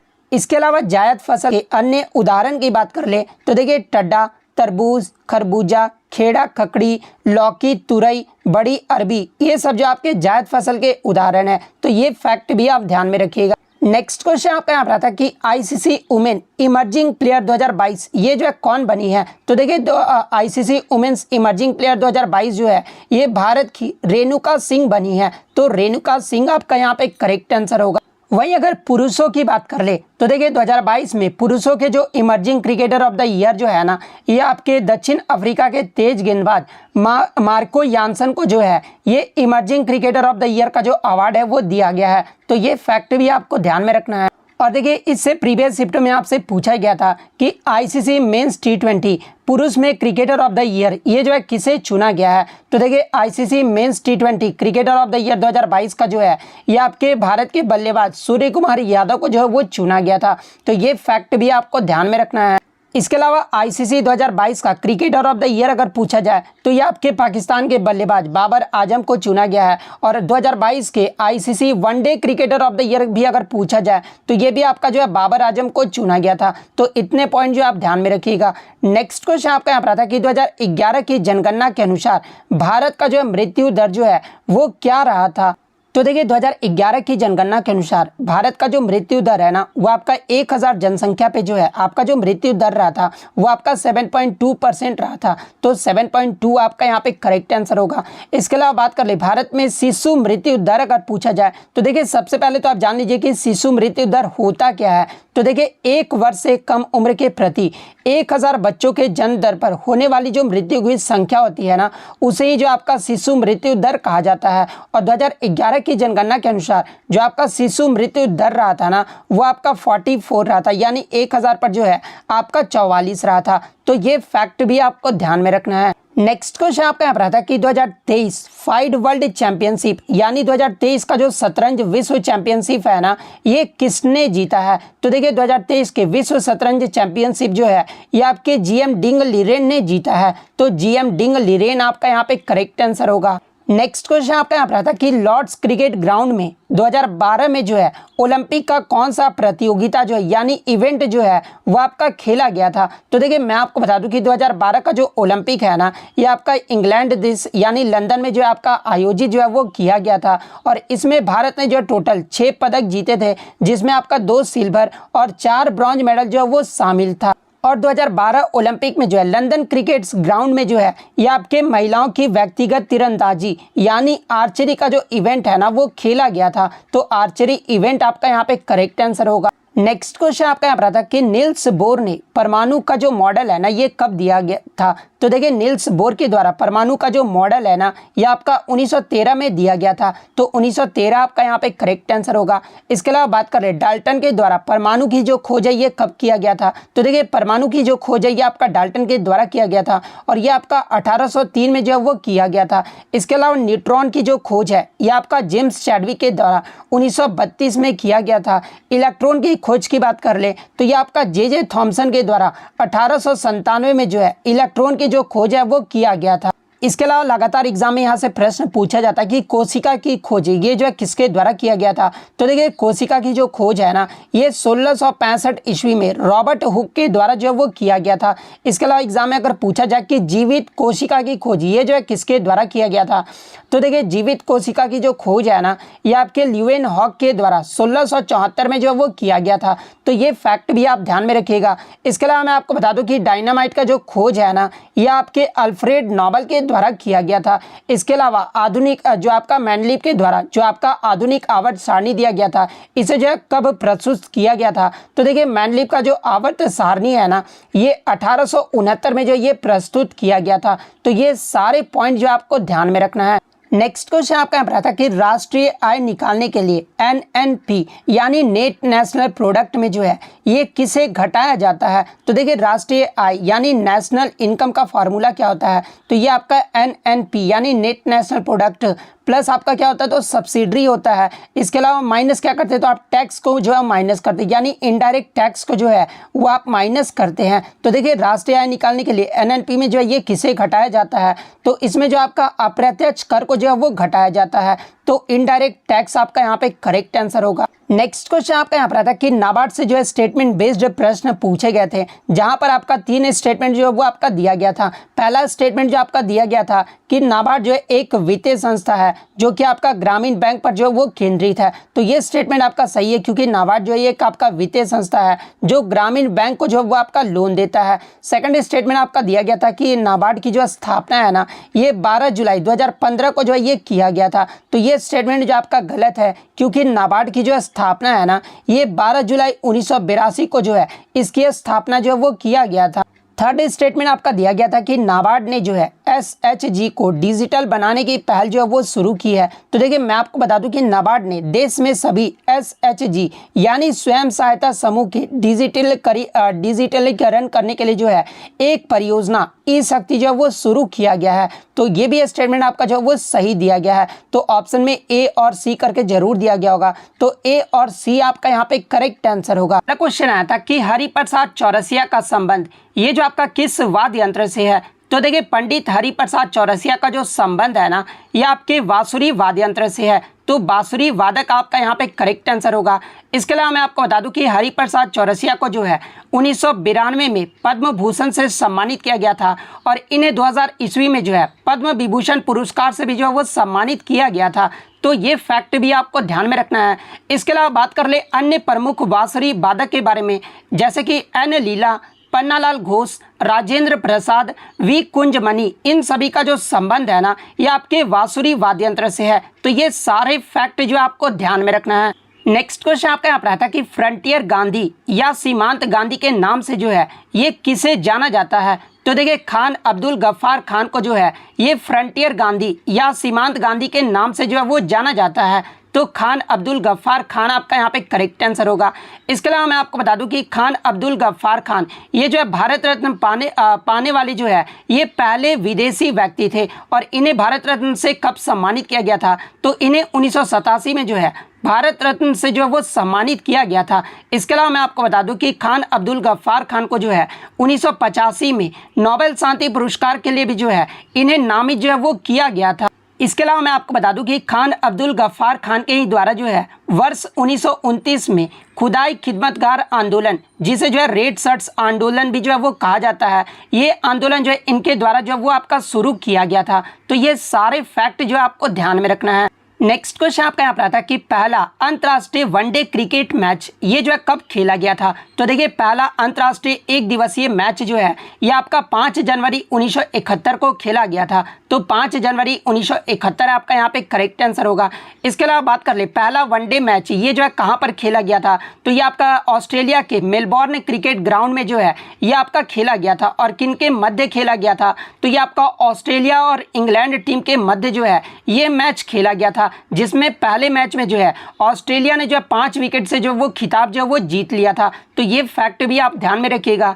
इसके अलावा बात कर ले वनडे इतिहास में पहला मैन ऑफ द मैच जो है ये जो खिताब है ना ये किसको दिया गया था। तो देखिए वनडे इतिहास में पहला मैन ऑफ द मैच का जो खिताब है ना ये आपके इंग्लैंड के जॉन एड्रिस को जो वो दिया गया था। तो ये पॉइंट भी आप ध्यान में रखिएगा। इसके अलावा मैं आपको बता दूं कि पहला जो आपका ओडीआई मैच जो है ये आपका ऑस्ट्रेलिया और इंग्लैंड के बीच जो खेला गया था ये जो आपका 40-40 ओवरों का जो वो खेला गया था। और कुछ बच्चों ने बताया कि प्रश्न ये पूछा गया था कि टीम इंडिया के द्वारा पहला वनडे मैच जो है ये कब खेला गया था। तो देखिए अगर टीम इंडिया के बारे में पूछा गया था तो देखिए भारत के द्वारा जो अपना पहला जो वनडे मैच है ना ये आपका 1974 में खेला गया था। और किसके मध्य खेला गया था। तो ये आपका इंग्लैंड के खिलाफ भारत ने खेला था। तो अगर ये प्रश्न पूछा गया था तो 1974 आपका यहाँ पे करेक्ट आंसर होगा। और देखिए मैं आपको बता दूं कि इस मैच में जो है इंग्लैंड जो है वो विजेता जो है वो रहा था। इसके अलावा बात कर ले पहला टेस्ट मैच जो है ये कब और कहां पर खेला गया था। तो देखिए पहला जो टेस्ट मैच है ना ये आपका 15 मार्च 1877 को जो है मेलबर्न क्रिकेट ग्राउंड में ऑस्ट्रेलिया और इंग्लैंड के मध्य ही जो आपका खेला गया था। और इस मैच में भी ऑस्ट्रेलिया की टीम जो है वो विजयी रही थी। तो ये सारे पॉइंट जो है आपको ध्यान में रखना है। नेक्स्ट क्वेश्चन आपका यहाँ पर आता है कि which dance is only performed by females in Kerala, यानी केरल में जो है केवल महिलाओं के द्वारा कौन सा शास्त्रीय नृत्य जो है वो किया जाता है। तो देखिए मैं आपको बता दूं कि ये जो आपका मोहिनीअट्टम नृत्य है ना ये केरल राज्य का जो है एक शास्त्रीय नृत्य है। और ये जो नृत्य है ये आपका महिलाओं के द्वारा केवल एकल नृत्य है। तो मोहिनीअट्टम आपका यहाँ पे करेक्ट आंसर होगा। इसके अलावा मैं आपको बता दूं कि ये जो आपका कथकली भी है ना ये आपका केरल राज्य का एक शास्त्रीय नृत्य है। तो ये फैक्ट भी आपको ध्यान में रखना है। नेक्स्ट क्वेश्चन आपका यहाँ पर आता है कि जनगणना 2011 के अकॉर्डिंग भारत की जनसंख्या वृद्धि दर जो है ये कितना रहा है। तो देखिए मैं आपको बता दूं कि 2001 से लेकर 2011 तक जो आपका दशकीय जनसंख्या वृद्धि दर रहा है ना ये आपका 17.64% रहा है। तो 17.64% आपका यहाँ पे करेक्ट आंसर होगा। इसके अलावा बात कर ले वार्षिक जनसंख्या वृद्धि दर ये जो है कितने परसेंट रहा है। तो ये आपका 1.64% रहा है। तो ये फैक्ट भी आपको ध्यान में रखना है।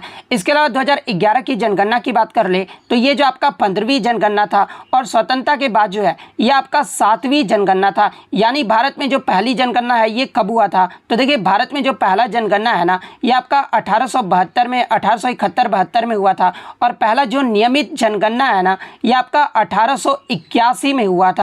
इसके अलावा बात कर ले 2011 की जनगणना का नारा क्या रहा था। तो देखिए इसका जो नारा है ना ये हमारी जनगणना हमारा भविष्य रहा था। इसके अलावा जनगणना से आपके लगातार प्रश्न पूछे जाते हैं जैसे कि भारत का कुल जनसंख्या ये जो कितना रहा था। तो देखिए 2011 की जनगणना के अकॉर्डिंग भारत का जो कुल जनसंख्या है ना ये आपका 121 करोड़ रहा था। तो ये फैक्ट भी आपको ध्यान में रखना है। इसके अलावा सेक्स रेशियो यानी लिंगानुपात क्या रहा था। तो देखिए 2011 की जनगणना के अनुसार 1000 पुरुषों पर जो महिलाओं की संख्या है ना उसे ही जो आपका लिंगानुपात कहा जाता है। और ये आपका जो 943 रहा था। इसके अलावा जनसंख्या घनत्व की बात कर ले तो देखिए भारत का जो जनसंख्या घनत्व है ना ये आपका 382 व्यक्ति प्रति वर्ग किलोमीटर रहा था। वहीं अगर देश की साक्षरता दर यानी लिटरेसी रेट पूछा जाए तो देखिए भारत का जो साक्षरता दर है ये आपका 74.04% रहा था। और सबसे साक्षर वाला जो राज्य है ये आपका केरल राज्य रहा था। केरल का जो साक्षरता दर है ये आपका 94% रहा था। और सबसे कम साक्षरता दर वाला जो राज्य है ये आपका बिहार राज्य रहा है। और बिहार का जो साक्षरता दर है ये आपका 61.8% रहा है।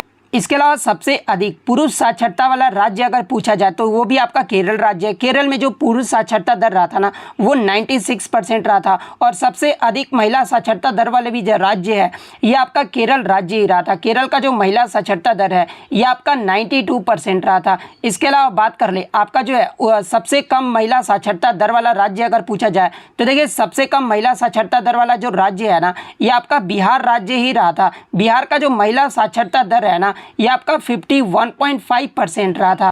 इसके अलावा प्रीवियस शिफ्ट में आपसे पूछा गया था कि 2011 की जनगणना के अनुसार 3 सर्वाधिक जनसंख्या वाला राज्य का जो आपका नाम बताना था और ऑप्शन में आपका 3 राज्यों का जो है ऑप्शन जो है वो दिया गया था। तो देखिए सर्वाधिक जनसंख्या में सबसे ज़्यादा जो राज्य सर्वाधिक जनसंख्या वाला जो राज्य रहा था ये आपका उत्तर प्रदेश रहा था। दूसरे स्थान पे जो आपका महाराष्ट्र राज्य रहा था, तीसरे स्थान पे जो आपका बिहार राज्य रहा था और चौथे स्थान पे जो आपका पश्चिम बंगाल राज्य रहा था। तो ये क्रम भी आपको ध्यान में रखना है। वहीं अगर सबसे कम जनसंख्या वाला राज्य पूछ दिया जाए तो ये आपका सिक्किम राज्य रहा था। इसके अलावा बात कर ले आपका क्षेत्रफल के अकॉर्डिंग सबसे बड़ा राज्य अगर पूछा जाए तो देखिए क्षेत्रफल के अकॉर्डिंग सबसे बड़ा जो राज्य है ना ये आपका राजस्थान राज्य है। और क्षेत्रफल के अकॉर्डिंग सबसे छोटा राज्य अगर पूछा जाए तो ये आपका गोवा राज्य रहा था। इसके अलावा उच्चतम जनसंख्या घनत्व वाला राज्य अगर पूछा जाए तो देखिए सबसे ज़्यादा जनसंख्या घनत्व वाला जो राज्य है ये आपका बिहार राज्य रहा था।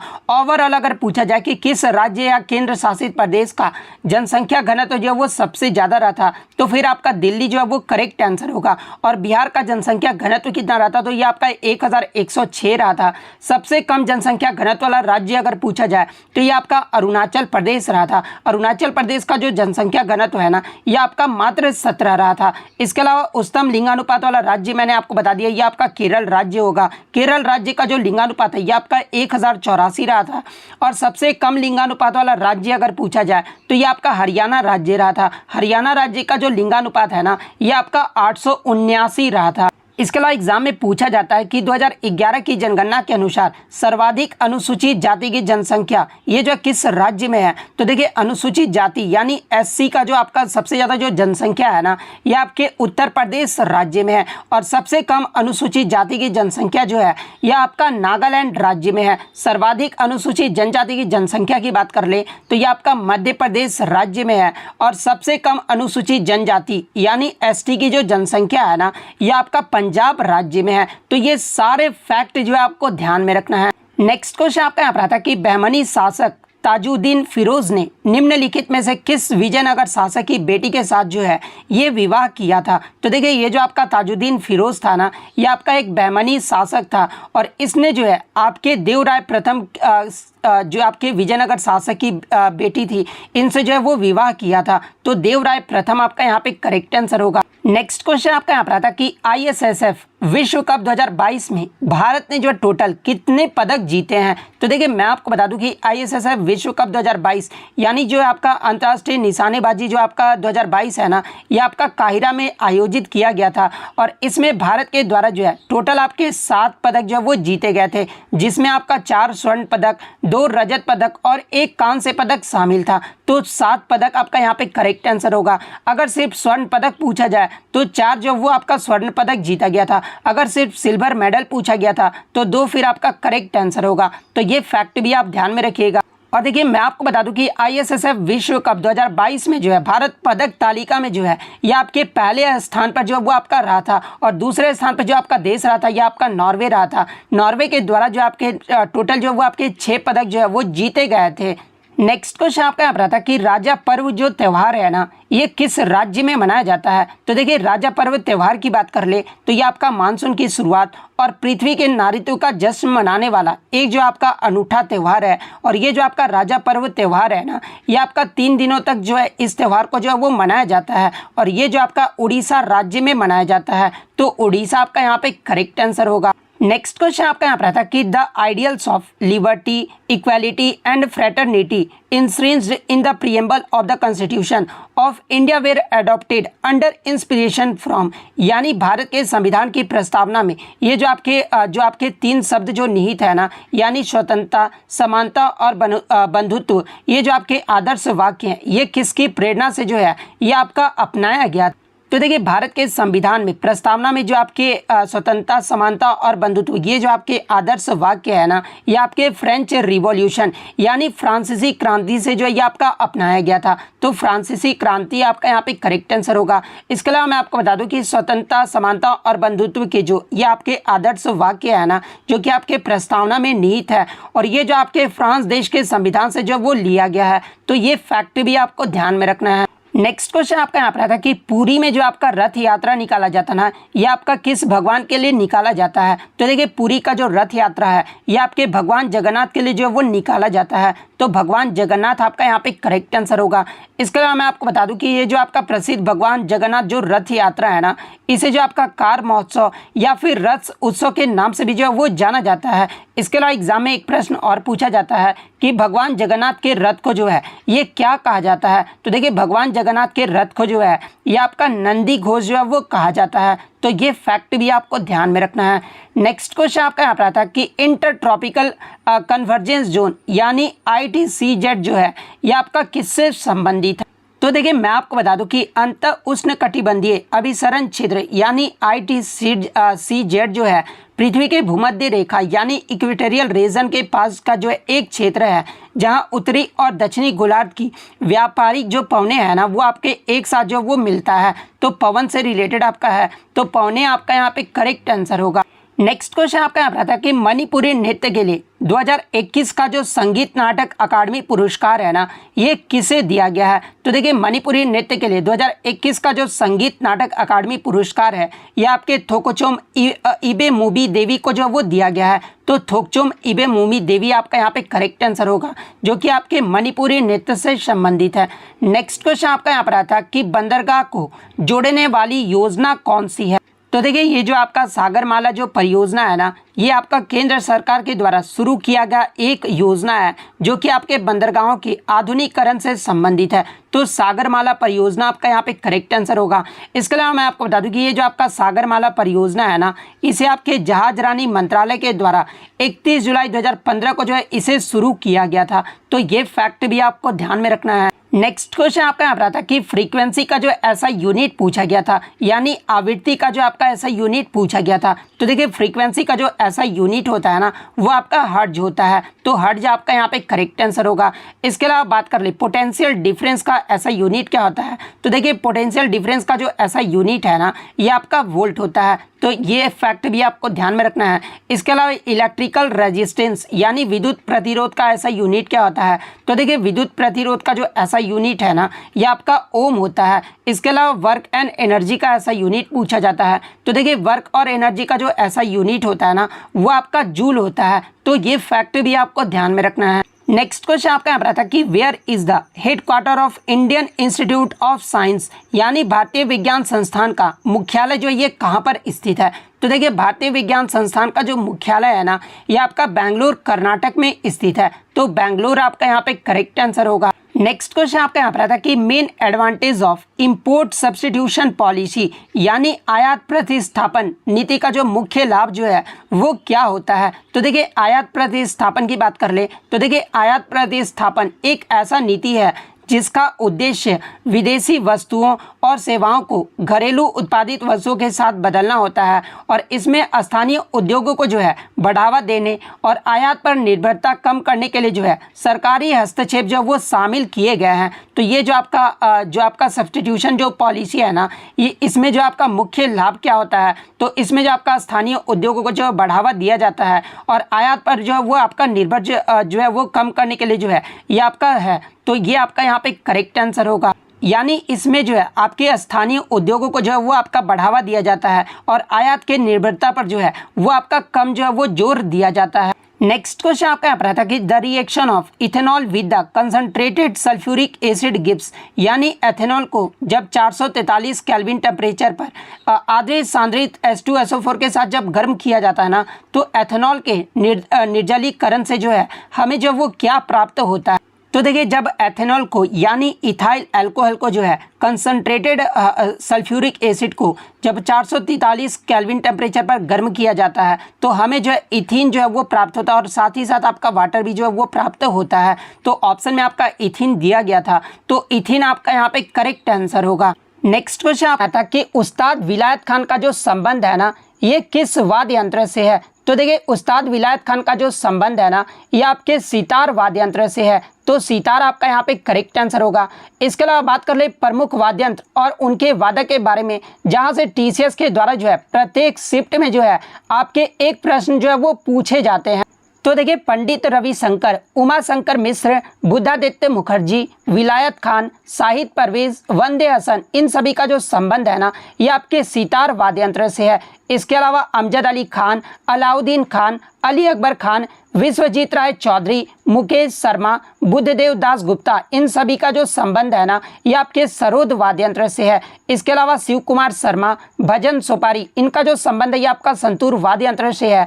बिस्मिल्लाह खान, अली अहमद हुसैन खान, दयाशंकर जगन्नाथ, इनका जो संबंध है ना ये आपके शहनाई वादक से है। बांसुरी वादक में आपके हरिप्रसाद चौरसिया, पन्नालाल घोष, राजेंद्र कुलकर्णी, वी कुंजमणि, इनका जो संबंध है ना ये आपके बांसुरी वाद्य यंत्र से है। जाकिर हुसैन, अल्लाह रखा खान, गुदई महाराज, किशन महाराज, लतीफ़ खान और सुखविंदर सिंह, इनका जो संबंध है ये आपका तबला वाद्य यंत्र से है। इसके अलावा T N. Krishnan, doctor N. Rajan, L. Subramaniam, इनका जो संबंध है ये आपके वायलिन वादक से है। पखावाज की बात कर ले तो गोपाल दास, ठाकुर लक्ष्मण सिंह, छत्रपति सिंह, इसके अलावा रहमान खान, इनका जो संबंध है ना ये आपके पखावाज से है। इसके अलावा रुद्र बीना की बात कर ले तो उस्ताद सादिक अली खान, असद अली खान, इनका जो संबंध है ये आपका रुद्र वीणा से है। वीणा वादक की बात कर ले तो एस. बालाचंद्रन, कृष्ण भागवतार, बदरुद्दीन डागर, इन सभी का जो संबंध है ना ये आपके वीणा वाद्य यंत्र से है। तो ये सारे फैक्ट जो आपको ध्यान में रखना है। नेक्स्ट क्वेश्चन आपका यहाँ पर आया था कि मोढेरा नृत्य महोत्सव, जिसे जो आपका उत्तरार्ध महोत्सव भी कहा जाता है, ये जो आपका भारत के किस राज्य में मनाया जाता है। तो देखिए ये जो आपका मोढेरा नृत्य महोत्सव है ना ये भारत के गुजरात राज्य में मनाया जाता है। तो गुजरात राज्य आपका यहाँ पे करेक्ट आंसर होगा। इसके अलावा मैं आपको बता दूं कि ये जो आपका मोढेरा नृत्य महोत्सव है ना ये आपके भगवान सूर्य देव को समर्पित है और ये जो आपका प्रतिवर्ष जनवरी के तीसरे सप्ताह के दौरान जो है इस महोत्सव का जो आयोजन है वो किया जाता है। इसके अलावा मैं आपको बता दूं कि ये जो आपका मोढेरा नृत्य महोत्सव है ना ये आपका 3 दिवसीय नृत्य महोत्सव है, यानी 3 दिनों तक जो है इस महोत्सव को जो वो आपका मनाया जाता है। इसके अलावा मैं आपको बता दूं कि एक आपका मोढेरा सूर्य मंदिर भी है जो कि आपका गुजरात राज्य में है और ये भी आपका भगवान सूर्य को समर्पित है। इसके अलावा एग्जाम में पूछा जाता है कि मोढेरा सूर्य मंदिर का जो निर्माण है ना ये किस वंश के द्वारा करवाया गया था। तो देखिए मोढेरा सूर्य मंदिर का जो निर्माण है ना ये आपके सोलंकी राजवंश के भीमदेव प्रथम के द्वारा जो है 1026 ईस्वी में मोढेरा सूर्य मंदिर का निर्माण जो वो करवाया गया था। इसके अलावा एग्जाम में पूछा जाता है कि मोढेरा सूर्य मंदिर ये जो आपका किस नदी के तट पर स्थित है। तो ये आपका पुष्पावती नदी के तट पर स्थित है। तो ये सारे फैक्ट जो आपको ध्यान में रखना है। नेक्स्ट क्वेश्चन आपका यहाँ पर आता है कि पाइका ये जो है किस भारतीय राज्य से संबंधित एक पारंपरिक नृत्य है। तो देखिए ये जो आपका पाइका है ना ये झारखंड राज्य का जो है एक लोक नृत्य है और ये जो आपका पाइका है ये मुख्य रूप से जो है झारखंड में मुंडा समुदाय के द्वारा जो है इस नृत्य को जो वो किया जाता है। तो झारखंड आपका यहाँ पे करेक्ट आंसर होगा। अब देखिए मैं आपको बता दूं कि ऑप्शन में अगर आपका झारखंड नहीं दिया होगा ना तो देखिए पाइका जो है ये आपका उड़ीसा राज्य का जो है एक मार्शल आर्ट भी है। तो ये फैक्ट भी आपको ध्यान में रखना है। तो अगर झारखंड ऑप्शन में नहीं दिया गया था तो फिर आपका उड़ीसा जो है वो करेक्ट आंसर होगा। नेक्स्ट क्वेश्चन आपका यहाँ पर आता है कि नार्तकी नटराज का जो संबंध है ना ये किस शास्त्रीय नृत्य से है। तो देखिए नार्तकी नटराज का जो संबंध है ना ये आपके भरतनाट्यम नृत्य से है। तो भरतनाट्यम आपका यहाँ पे करेक्ट आंसर होगा। इसके अलावा मैं आपको बता दूं कि ये जो आपके नर्तकी नटराज है ना ये पद्मश्री से सम्मानित होने वाली पहली ट्रांसजेंडर महिला है। तो ये फैक्ट भी आप ध्यान में रखिएगा। और इन्हें पद्मश्री पुरस्कार से कब सम्मानित किया गया था। तो इन्हें जो है 2019 में पद्मश्री पुरस्कार से जो वो सम्मानित किया गया था। तो ये फैक्ट भी आप ध्यान में रखिएगा।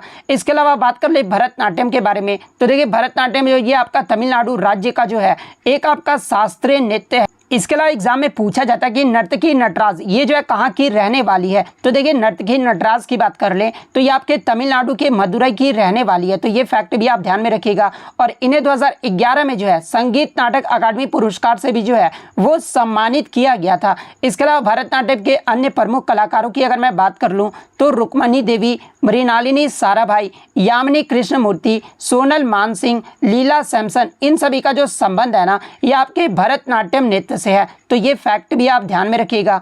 नेक्स्ट क्वेश्चन आपका यहाँ पर आता है कि who was the first women graduate from Calcutta university यानी कलकत्ता विश्वविद्यालय से जो है स्नातक करने वाली प्रथम महिला कौन थी? तो देखिए मैं आपको बता दूं कि कादम्बिनी गांगुली कलकत्ता विश्वविद्यालय से जो है बीए का डिग्री प्राप्त करने वाली जो है ये पहली महिला थी। और ये जो है कब बीए की डिग्री प्राप्त की थी? तो आई थिंक मेरे अकॉर्डिंग 1882 ईस्वी में जो है ये कलकत्ता विश्वविद्यालय से डिग्री जो है वो प्राप्त की थी। तो कादम्बिनी गांगुली आपका यहाँ पे करेक्ट आंसर होगा। इसके अलावा बात कर ले कलकत्ता विश्वविद्यालय ये जो आपका कब स्थापित किया गया था? तो देखिए कलकत्ता यूनिवर्सिटी जो है ये आपका 24 जनवरी 1857 को जो है ये आपका स्थापित किया गया था। तो ये फैक्ट भी आपको ध्यान में रखना है। नेक्स्ट क्वेश्चन आपका यहाँ पर आता है कि ब्रिटिश अंपायर गेम्स की जो शुरुआत है ना ये कब हुई थी? तो देखिए ब्रिटिश अंपायर गेम्स को ही जो है आपका राष्ट्रमंडल खेल यानी कॉमनवेल्थ गेम्स जो है वो कहा जाता है। और इसका जो पहली बार आयोजन है ना ये आपका 1930 में कनाडा के हैमिल्टन शहर में जो ये आपका आयोजित किया गया था। तो 1930 आपका यहाँ पे करेक्ट आंसर होगा। और देखिए मैं आपको बता दूं कि राष्ट्रमंडल खेलों को जो है 1930 से 1950 तक जो है ये आपका ब्रिटिश अंपायर गेम्स के नाम से जाना जाता था। 1954 से 1966 तक इसे जो है British umpire and Commonwealth games के नाम से जाना जाता था। और 1970 से 1974 के बीच जो है इसे ब्रिटिश कॉमनवेल्थ गेम्स के नाम से जो है वो जाना जाता था।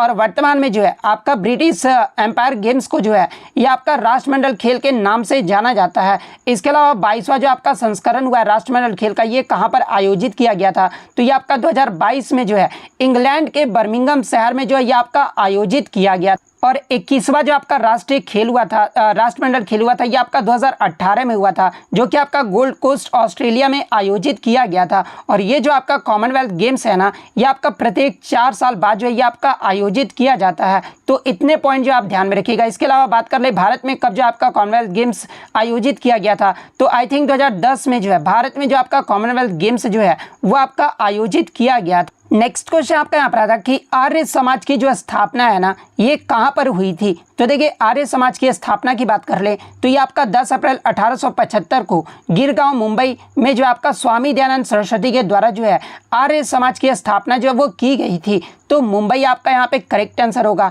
इसके अलावा एग्जाम में पूछा जाता है कि दयानंद सरस्वती का जो है मूल नाम यानी बचपन का नाम जो वो क्या था? तो देखिए दयानंद सरस्वती का जो वास्तविक नाम था ना ये आपका मूल शंकर था। और इनके गुरु का नाम भी जो है पूछा जाता है। तो देखिए दयानंद सरस्वती के जो गुरु का नाम था ना ये आपके विरजानंद दंडीदा था। तो ये फैक्ट भी आपको ध्यान में रखना है।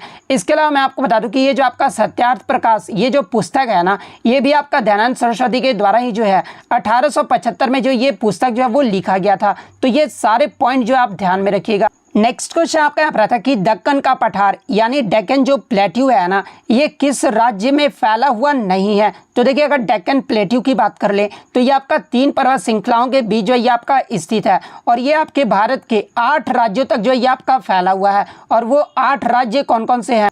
तो पहला आपका तेलंगाना, सेकंड आपका महाराष्ट्र, थर्ड आपका कर्नाटक, फोर्थ आपका आंध्र प्रदेश, फिफ्थ आपका केरल, सिक्स्थ आपका तमिलनाडु, सेवेंथ आपका मध्य प्रदेश और छत्तीसगढ़ के जो है कुछ हिस्सों में जो आपका दक्कन का पठार जो है वो फैला हुआ है। तो इनमें से आपका 3 तो ऑप्शन दिया गया था। इसके अलावा जो आपका चौथा ऑप्शन होगा ना वो आपका करेक्ट आंसर होगा। नेक्स्ट क्वेश्चन आपका यहाँ पर आता कि इब्न बतूता ये जो है कहाँ से भारत आया था? तो देखिए इब्न बतूता की बात कर ले तो एक जो है एक आपका ये मुस्लिम यात्री था जो कि आपका मोरक्को से जो है ये आपका आया था यानी उत्तरी अफ्रीका से जो है ये आपका आया था। तो मोरक्को आपका यहाँ पे करेक्ट आंसर होगा।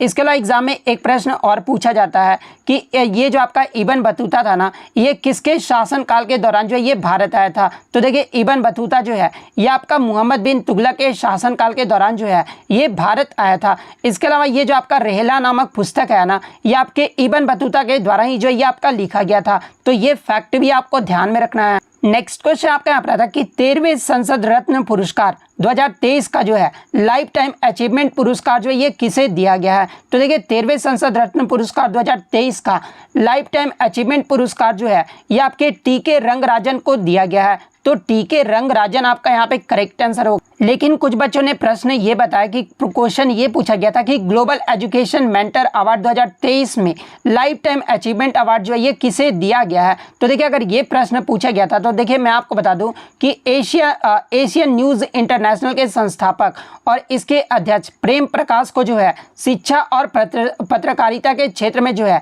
उनके महत्वपूर्ण योगदान के लिए आपका ग्लोबल एजुकेशन मेंटर अवार्ड 2023 इसमें जो आपका लाइफ टाइम अचीवमेंट अवार्ड जो वो दिया गया है, तो प्रेम प्रकाश आपका यहाँ पे करेक्ट आंसर होगा। नेक्स्ट क्वेश्चन आपका यहाँ पर आता है कि according to article it shall be the duty of every citizen to value and preserve the rich heritage of our composite culture, यानी किस अनुच्छेद के अनुसार जो है हमारी समग्र सांस्कृतिक की समृद्ध विरासत को महत्व देना और संरक्षित करना, ये जो आपका प्रत्येक नागरिक का जो वो कर्तव्य होगा। तो देखिए मैं आपको बता दूं कि अनुच्छेद 51A के क्लोज ऐप के अनुसार जो है हमारी समग्र संस्कृति की समृद्ध विरासत को महत्व देना और संरक्षित करना, ये जो आपका प्रत्येक नागरिक का जो है एक मौलिक कर्तव्य होगा। तो अनुच्छेद 51A का क्लोज ऐप आपका यहाँ पे करेक्ट आंसर होगा। इसके अलावा अगर मौलिक कर्तव्य की बात कर ले तो मौलिक कर्तव्य जो ये आपका भाग 4 के क में है और अनुच्छेद 51 के क में है, और वर्तमान में आपके मौलिक कर्तव्यों की जो संख्या है वो आपके 11 मौलिक कर्तव्य है, और 11 मौलिक कर्तव्य से जो है आपके लगातार प्रश्न जो है वो पूछे जा रहे हैं। तो देखिए मैं आपको बता दूं कि अनुच्छेद 51 के का क्लोज ए में आपका कहा गया कि प्रत्येक नागरिक का यह कर्तव्य होगा कि वह संविधान का पालन करे और उसके आदर्श संस्थाओं और राष्ट्रध्वज और राष्ट्रगान का आदर करे। ये जो आपका अनुच्छेद 51 का के जो है क्लोज ए में जो आपका कहा गया है। इसके अलावा स्वतंत्रता के लिए हमारे राष्ट्रीय आंदोलन को प्रेरित करने वाले उच्च आदर्शों को हृदय में संजोए रखे और उनका पालन करे, ये जो आपका अनुच्छेद 51 क के जो है क्लोज बी में जो आपका ये कहा गया है। इसके अलावा भारत की प्रभुता, एकता और अखंडता की रक्षा करें और उसे अक्षुण्ण रखे, तो ये जो आपका अनुच्छेद 51 क में जो है क्लोज सी में जो है ये आपका कहा गया है। इसके अलावा देश की रक्षा करें, ये जो आपका अनुच्छेद 51 क में के क्लोज डी में जो है ये आपका कहा गया है। इसके अलावा मैं आपको बता दूं कि भारत के सभी लोगों में समरसता और असमान भ्रातृत्व की भावना का निर्माण करें, ये जो आपका अनुच्छेद 51 क के जो है क्लोज ई में जो आपका कहा गया है। इसके अलावा ये जो आपका हमारी सामाजिक संस्कृति की गौरवशाली परंपरा का महत्व समझे और उसका निर्माण करे, ये जो आपका अनुच्छेद 51 क के जो है क्लोज ऐप में कहा गया, और यही प्रश्न जो आपसे पूछा गया था। इसके अलावा प्राकृतिक पर्यावरण की रक्षा करें और उसे जो है संवर्धन करें, ये जो आपका अनुच्छेद 51 क के जो है क्लोज जी में कहा गया है। इसके अलावा वैज्ञानिक दृष्टिकोण और ज्ञानार्जन की भावना का विकास करें, ये जो आपका अनुच्छेद 51 क के जो है क्लोज एच में जो वह कहा गया है। इसके अलावा सार्वजनिक संपत्ति की सुरक्षित रखें, ये जो आपका क्लोज आई में जो है आपका कहा गया है। इसके अलावा व्यक्तिगत एवं सामूहिक गतिविधियों के सभी क्षेत्रों में जो है उत्कर्ष की ओर बढ़ने का सतत प्रयास करें, ये जो आपका क्लोज जे में जो है वो आपका कहा गया है। इसके अलावा माता पिता या संरक्षक के द्वारा 6 से 14 वर्ष के बच्चों को जो है प्राथमिक शिक्षा प्रदान करना, ये जो आपका अनुच्छेद 51 क के जो है क्लोज के में जो आपका कहा गया, यानी जो आपका 11वां जो मौलिक कर्तव्य है ना ये आपका इसी से संबंधित है। इसके अलावा बात कर ले आपका मौलिक कर्तव्य के बारे में, तो इसे जो आपका सरदार स्वर्ण सिंह समिति के सिफारिश पर जो है 42वें संविधान संशोधन जो कि आपका 1976 ईस्वी में हुआ था, इसके इस 1976 में जो है हमारे संविधान में 10 मौलिक कर्तव्यों को जो है वो जोड़ा गया था। और देखिए 11वां जो आपका मौलिक कर्तव्य है ना यानी ये जो आपका मौलिक कर्तव्य है ना ये आपका 86वें संविधान संशोधन 2002 के माध्यम से जो है हमारे संविधान में जो है वो जोड़ा गया था। तो ये सारे पॉइंट जो आपको ध्यान में रखना है। नेक्स्ट क्वेश्चन आपका यहाँ पर आता है कि राष्ट्रमंडल खेल 2022 में वुमेन्स 53 किग्रा फ्री स्टाइल रेसलिंग में जो है ये किसने स्वर्ण पदक जीता है। तो देखिए कॉमनवेल्थ गेम्स 2022 में 53 किग्रा फ्री स्टाइल रेसलिंग में महिला में जो है ये आपका स्वर्ण पदक जो है ये विनेश फोगाट के द्वारा जीता गया है। तो विनेश फोगाट आपका यहाँ पे करेक्ट आंसर होगा। अब देखिए कुछ बच्चों ने बताया कि वुमेन्स के 48 किग्रा मिनी वेट बॉक्सिंग के बारे में पूछा गया था। तो देखिए कॉमनवेल्थ गेम्स 2022 में वुमेन्स के 48 किग्रा मिनी वेट बॉक्सिंग में जो है ये नीतू खंगास के द्वारा जो है ये स्वर्ण पदक जीता गया था। तो अगर ये प्रश्न पूछा गया था तो नीतू खंगास आपका यहाँ पे करेक्ट आंसर। इसके अलावा मैं आपको बता दूं कि कॉमनवेल्थ गेम्स 2022 में वुमेन्स के 50 किग्रा लाइट फ्लाइट वेट बॉक्सिंग में जो है निखत जरीन के द्वारा जो है ये आपका गोल्ड मेडल जीता गया था। तो ये फैक्ट भी आपको ध्यान में रखना है। इसके अलावा मैं आपको बता दूं कि कॉमनवेल्थ गेम्स 2022 में भारत के द्वारा जो है टोटल आपके 61 पदक जो है वो जीते गए थे, जिसमें भारत के द्वारा 22 जो वो आपका गोल्ड मेडल जीता गया था, 16 जो है वो सिल्वर मेडल जीता गया था और 23 जो था वो आपका ब्रॉन्ज मेडल जीता गया था। और भारत के अगर पदक तालिका की बात कर ले तो भारत जो इसमें पदक तालिका में जो है ये आपके चौथे पायदान पे रहा था। पहले पायदान की बात कर ले तो पहले पायदान पे जो है आपका ऑस्ट्रेलिया देश रहा था, दूसरे पायदान पे जो आपका इंग्लैंड देश रहा था। तो ये फैक्ट भी आपको ध्यान में रखना है।